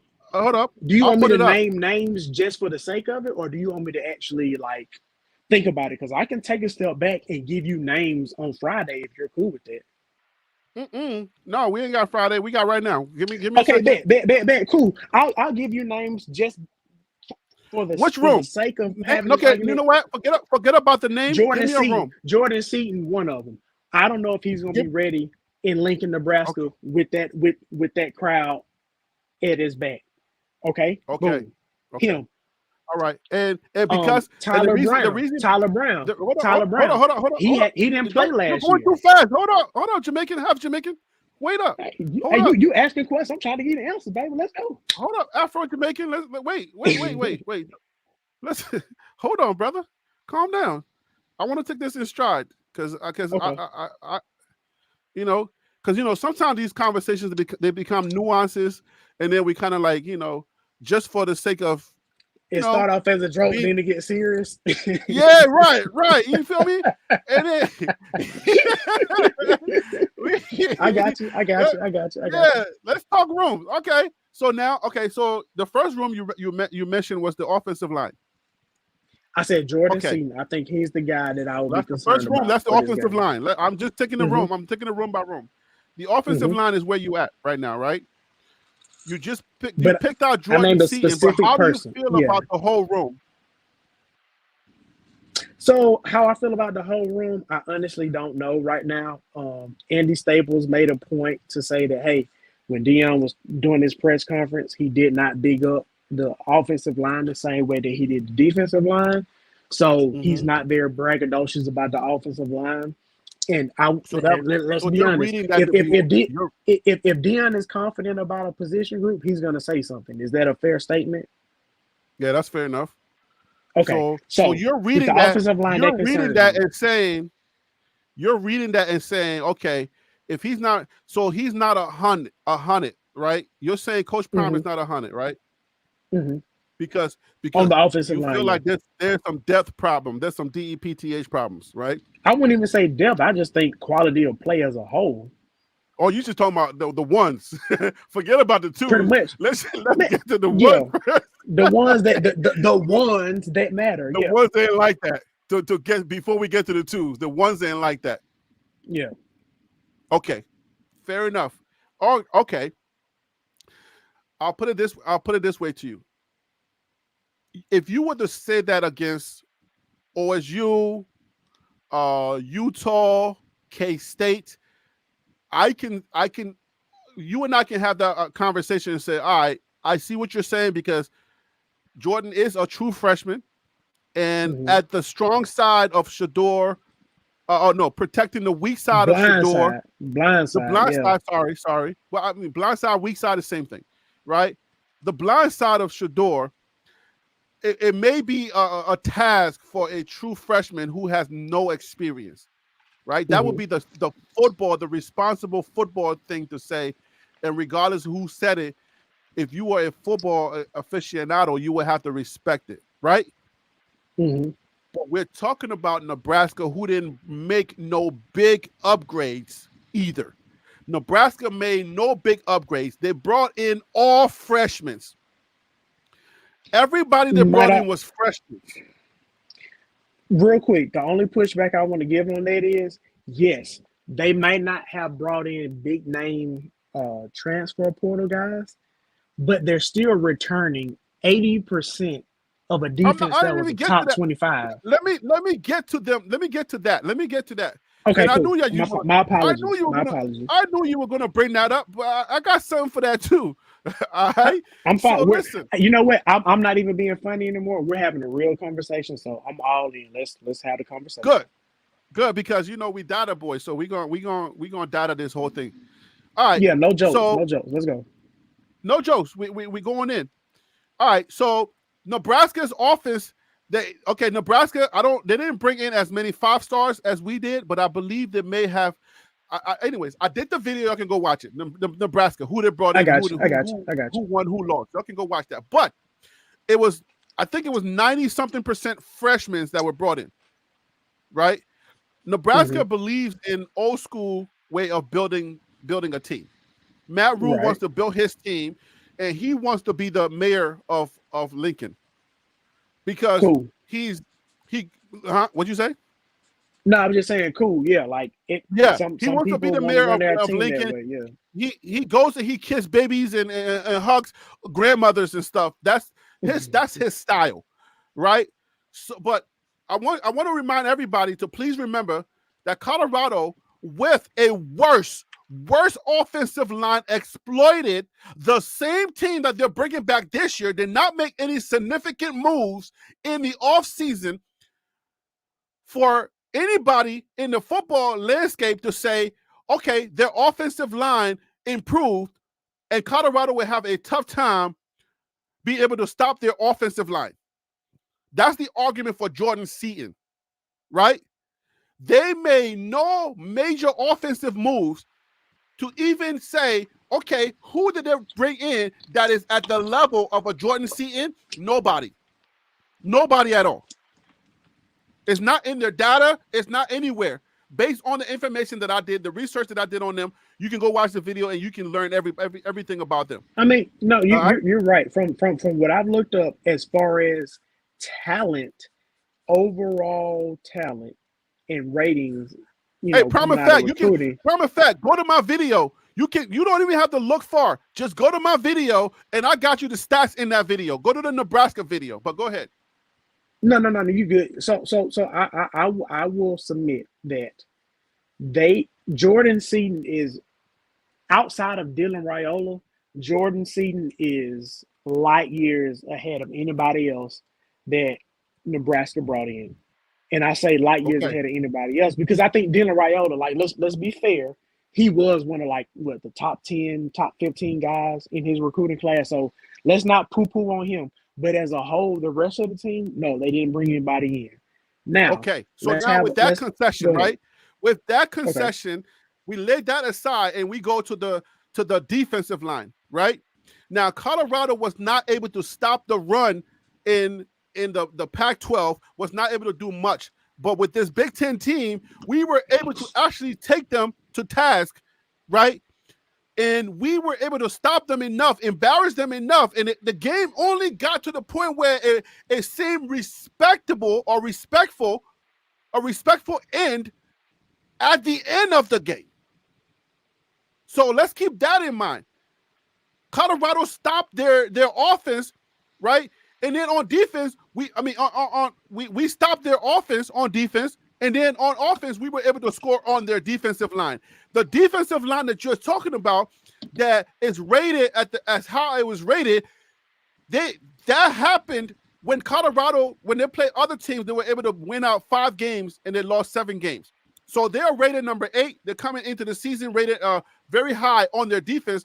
Colorado was able to exploit their defense in the game. Harry, real quick. Can we acknowledge that a football team in week 2 is totally different than a football team in week 10? Because the Colorado we saw in week 2 looked a lot different than the Colorado we saw in week 10. So this is trouble for them. No. The reason why I say that is because based off of Colorado's record and their stats, they are more of who they were in week 10 than they were in week 2. Whereas with Nebraska, based off of their stats and their rankings, they were more of who they were in week 10 than they were in week 2. And let's not forget, argument. Momentum is going to carry them into 2024? Is that what you're saying? Is that what you're trying to end with? We've seen it before. That momentum is going to carry over? That's not my argument. That's not my argument, but we have seen it before. So why would you bring that up if that's not your argument? Because you're saying my argument was not about momentum. That was 2023. So that means that 2024, if they're bringing back a core of their guys, then that momentum carries over, and they should look more like week 10 in week number 2 for us in 2024. That doesn't make sense. Let me make my statement on what I'm actually trying to say. I'm simply saying that if Colorado played Nebraska in week 10 versus week 2, the game will look a lot different.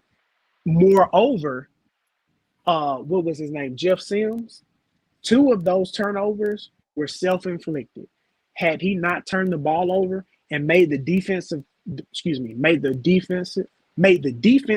play on a short field, I think the outcome of the game would have looked different. I will not argue whether or not Colorado would have won. I'm simply saying the game would have looked different. And you have to take all of that into consideration when you're looking at the game. The same argument work when it's Colorado.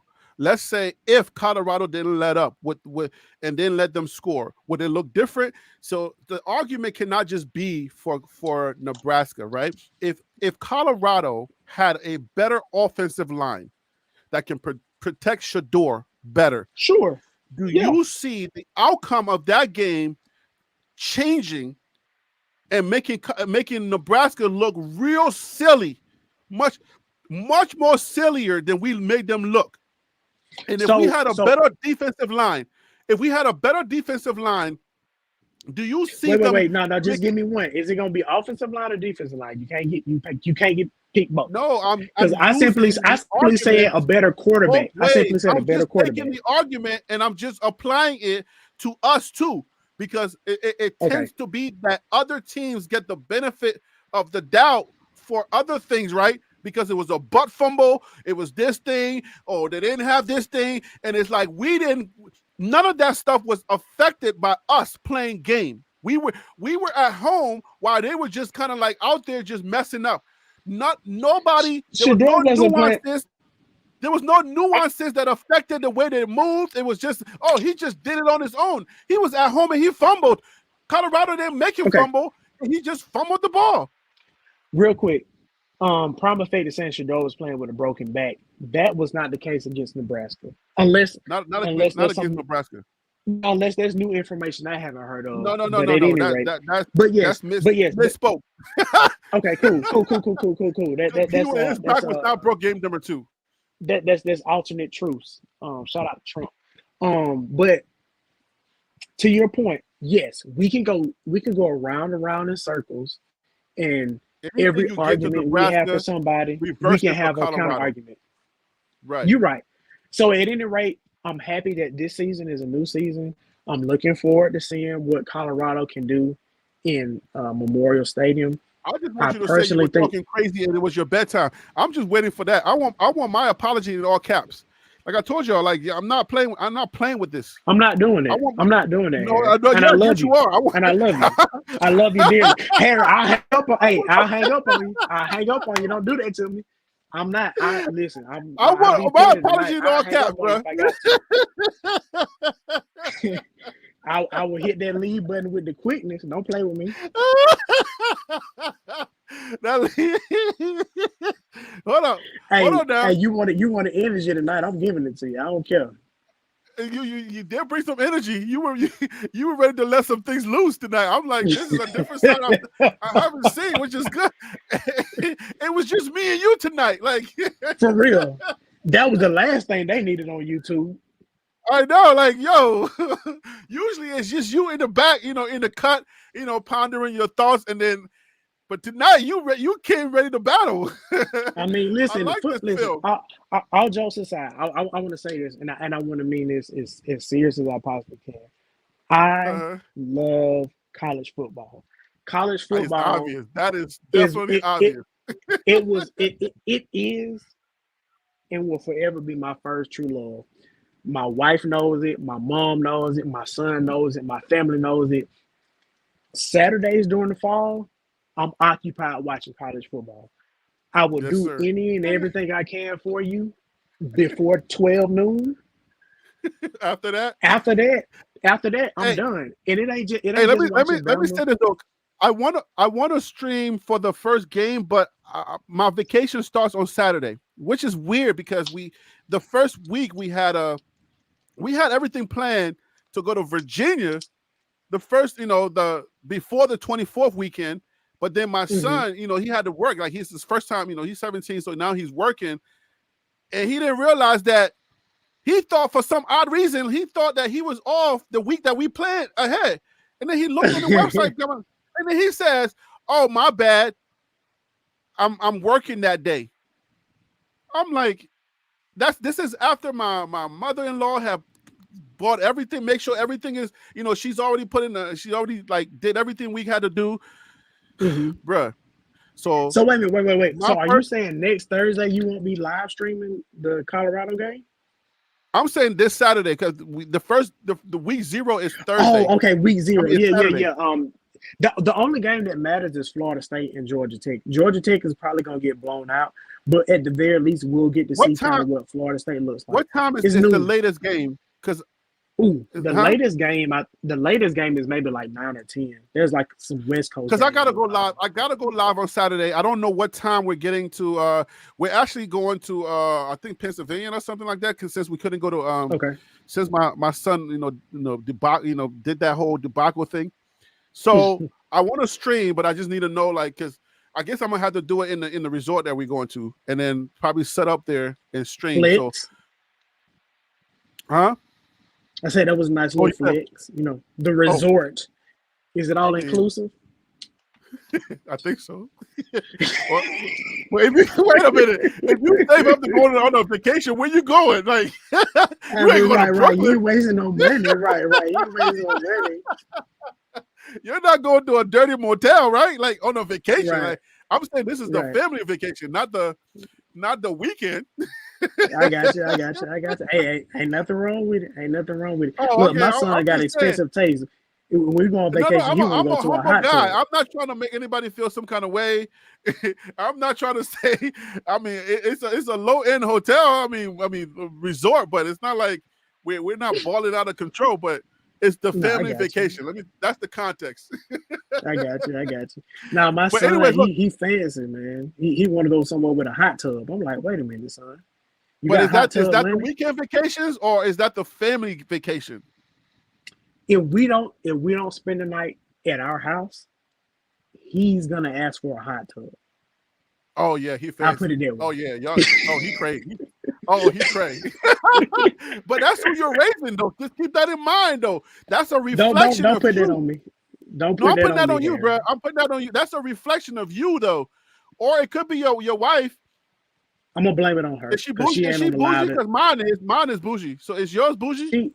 She's not bougie, but like she's kind of spoiled him a little bit with some of the trips they've done like by themselves. So yeah, he has a certain level of expectation, and I'm not gonna hold it. So up I take it back. Keisha's not bougie, but she does that thing your wife does. Like she wants to do something nice. I'm a country boy coming from the village. So if you say we're going on vacation with air conditioning, I'm sold. You know what I'm saying? Like, so right. I'm like, oh, there's gonna be air conditioning, even if it's in a cabin, and somewhere in the cut, we good. But anyway, I might stream. So I definitely want to stream week 0. This is my first. I'm really in here now. You feel me? Like we here now. We football guys now. I can have some deeper conversations. There's still gonna be a few questions, but as you can tell over time, the questions are getting a little better, right? It's not like the first type of questions where I had no idea what some of the names were. But all right, so. But man, look, man, I thank you for holding it down with me tonight. I appreciate you, man. Even though we had some audio issues earlier. Thank you for coming ready. And I don't know if you knew that it was just going to be me and you just came fired up, or you're in that football spirit now. I can't fired up, man. I can't fired up. I'm ready. This is the best time of the year. And I just want everybody in the chat, man. Just like I challenge you to find a team outside of Colorado to root for as well. Just for the fun of it, even if it's like another team with a black coach. Find you a team to root for. Let's do that right now. Let's do that right now. Let's ask the chat, whoever is still here, who's going to be the team that you're going to be rooting for outside of Colorado? Hey, prime fact, I want to know if you're still here. You're kind of the last one still typing. Tim, if you're still here, I want to know. Well, that's LSU. Tim is LSU. We know that. Surf. I think Surf is. Was that one of the USC teams? You said why? Why you gotta be a hard, like? Come on, Prime. Why you gotta be a hardhead? I know you're gonna try to scold me offline, but you gotta email me though. Email me. Let me know what's up. what your gripes are. Hey, so real quick, some of the black coaches out there: James Franklin, Penn State; Mike Locksley, Maryland. You got Jay Norvell, Colorado State. Charles Huff. Wait. Yeah, Jay Norvell. Slow down. Jay Norvell. Yeah. Did you not know he was mixed, or are you just talking about because he's a rival? Like don't mention Jay Norvell. Okay. Jay Norvell is not. My apologies. First of all, he don't clean black. Okay, because he don't clean black. He's a J-Lo. I can't argue with it. Yeah. He thinks he's the other. Because they don't wear, you don't wear your hat when you talk to grown-ups, and you don't wear your shades, and you know what I'm saying? Like I was raised right well, and bruh, yeah, he's not even a Carton. Even Carton is more black than him. So stop playing. And Tom Hammock at North Illinois, Charles Huff at Marshall, Stan Darton at Temple. Isn't Marshall HBCU? No. Marshall's not a HBCU. They're in Western Virginia. It wouldn't be fair to name HBCU teams because they're already all black. So right, pretty much. It'd be better for you to give me a white coach at an HBCU. You don't see that often. You got a Stan Drayton at Temple. Wait. Tony Give Elliott me a white coach Virginia. at an HBCU. Which white coach can we? I want a white coach to root for at an HBCU because I'm from Bowie. I'm from Bowie State. So give me a white coach. But now I'm trying to give you black coaches in the D. I don't. D1 right now. We got Dion. We don't need nobody else black. I want white coach for at an HBCU. That'll be more exciting. Can I get real talk? Last thing, can I give you at least 2 names to look at? Fran But you already Brown. gave us Notre Dame. You gave us Notre Dame, right? No, I didn't even say Marcus Houston. I'm going to say Marcus Houston. Marcus Freeman yet. I didn't even say he was next. We got Notre Dame, and then we got who else? Marshall's coach. Marshall, Maryland, Penn State. I mean, it's a smaller school. You know what I'm saying? Randy Moss went there. They're famous because they had a team die in a plane accident like in the 60s or 70s. Yeah, it's crazy. But all jokes aside though, Deshaun Foster at UCLA, his coaching staff is all black. Something that another team that has a black coach didn't do. So if you're looking for that this conversation, this is an offline conversation, right? And we gotta context this, right? Because I think the conversation is offline. If you're gonna bring it to the show, then you can't just throw it in there. Because why is it important for us to root for other black coaches? Like why is that a thing for you? For me, I'll say this in a nutshell, is because I think we have to get away from, and I say this, and people say all due respect, but they really try to be disrespectful. But I say this with all due respect, and I hope you hear it in my voice. I'm being very serious right now. Okay. I don't want the college football world as a whole to look at black coaches and only see Deion Sanders, because Deion Sanders is one of one. There are more Fran Browns, James Franklin, Deshaun Fosters out there in the world than there are Deion Sanders. So for me, it is very important to see black coaches be successful in college football. And unfortunately, I know there are not enough Deion Sanders out there in the world to get the jobs. And we need to celebrate your Marcus Freemans, your Fran Browns, your Jay Noels, your James Franklins. You need to celebrate those guys because those are more the common man that you're going to see. Those are more the quote unquote normal black coaches that are in college football. Deion Sanders is one of one. We're never gonna see it again. If you were white, then your Nick Sabans would be the upper echelon. But you know what though? I'm gonna say this wholeheartedly. Nick Saban, I promise you, based off of his upbringing, he can relate a lot more to some of these black players than you think. Just based off of his story. If you haven't heard much about it, what he was like when he grew up, all that kind of stuff, I would. Well, he was eating advise you to look into it. He was eating mayonnaise sandwiches. Like, come on. I ain't talking about no trailer park dude. I'm not talking about that. But Nick Saban is from West Virginia. Appalachia in the 60s. So he was eating roadkill. He was eating roadkill. All I'm saying is, coming from Appalachia in the time that it wasn't easy. He was a hillbilly eating roadkill, eating squirrels that were ran over by cars. So that makes him more relatable. Come on, man. You understand what I'm saying? Like that, there are people that understand the struggle. I understand what you're saying, people that understand the struggle. But this is a heavy topic that you threw in the middle at the end of the show. That's why I'm like, I'm trying to ignore me, Harry. I'm trying you to could have ignored me. Huh? I said you could have just ignored it and kept on moving. How can you ignore you throwing something like that in the? You threw this at the end of the show. And I feel like now we gotta open up the Friday, the free for all Friday with this conversation you're having, because it's not a nuanced conversation. I'll be prepared. Right. It's not a nuanced conversation. It's a serious conversation about opportunity and stuff like that's in the, you know, in the corporate space, whether it's the football arena or so. It's not a nuanced conversation. It's a real serious conversation that you kind of just threw in there.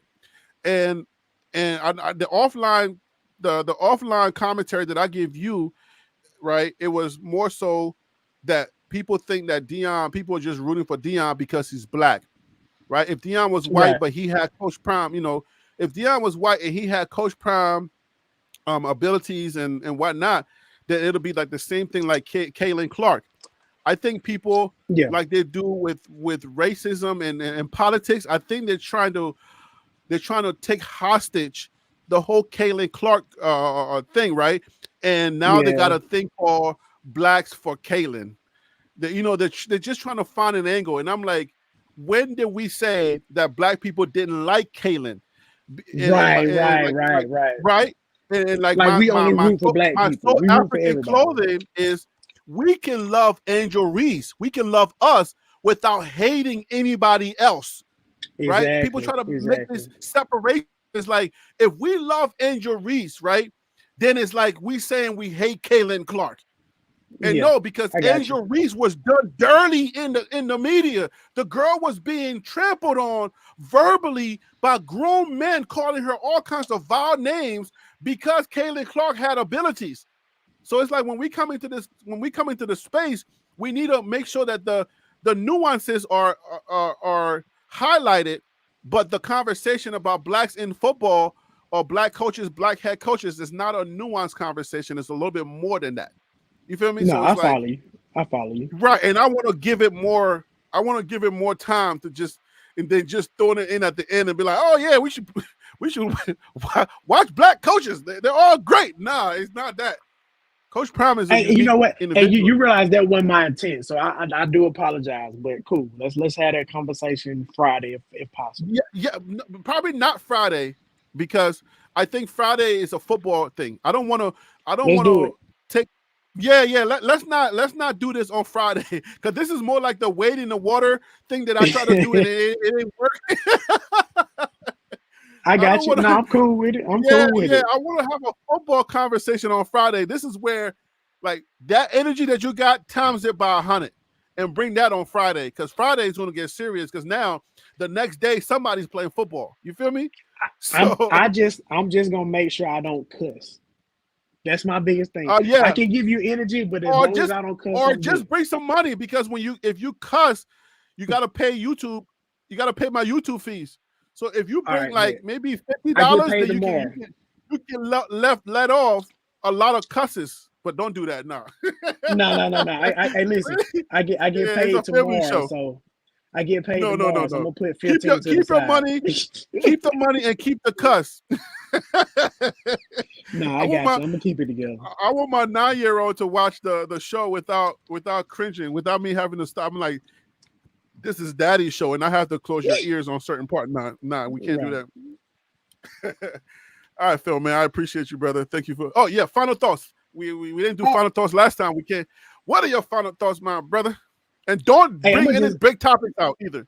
No. I'm gonna be straightforward to y'all, man. Listen, I always say this: you're blessed to be a blessing. Put a smile on your face, because I promise you, it'll put a smile on somebody else's face. And if you don't have a smile on your face right now, and college football is starting Saturday, I don't know what's wrong with you, man. Like, this is the best time of the year. Person. We get 13 Saturdays out of 52 weekends of the year. Let's enjoy it, man. Let's enjoy it. Let's have a good time, man.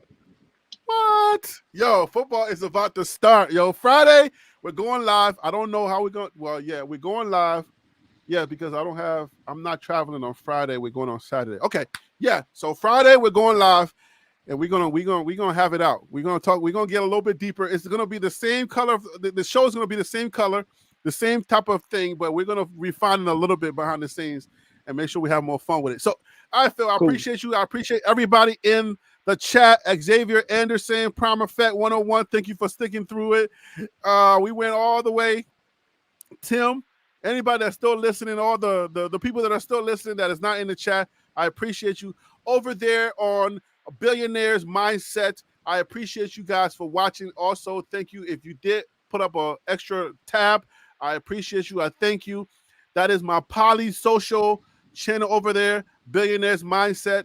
Let me put it back on the banner right here. So for those of you who don't know, the channel is right there, scrolling down at the bottom. That is my Poly Social channel. And I welcome anybody that wants to talk politics. If you're a Trump supporter, because I'm not, if you're a Trump supporter and you want to come on there and you want to have a conversation with me on why you're a Trump supporter, email me. All right. Join TLPlive@gmail.com.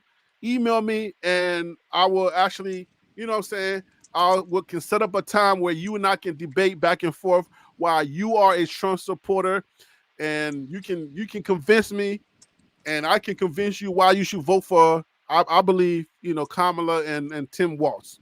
All right, but that's my Poly Social. Anything social happening, anything political happening, I'm going to talk about it over there on the Billionaires Mindset. All right, so I go by Harry Billion.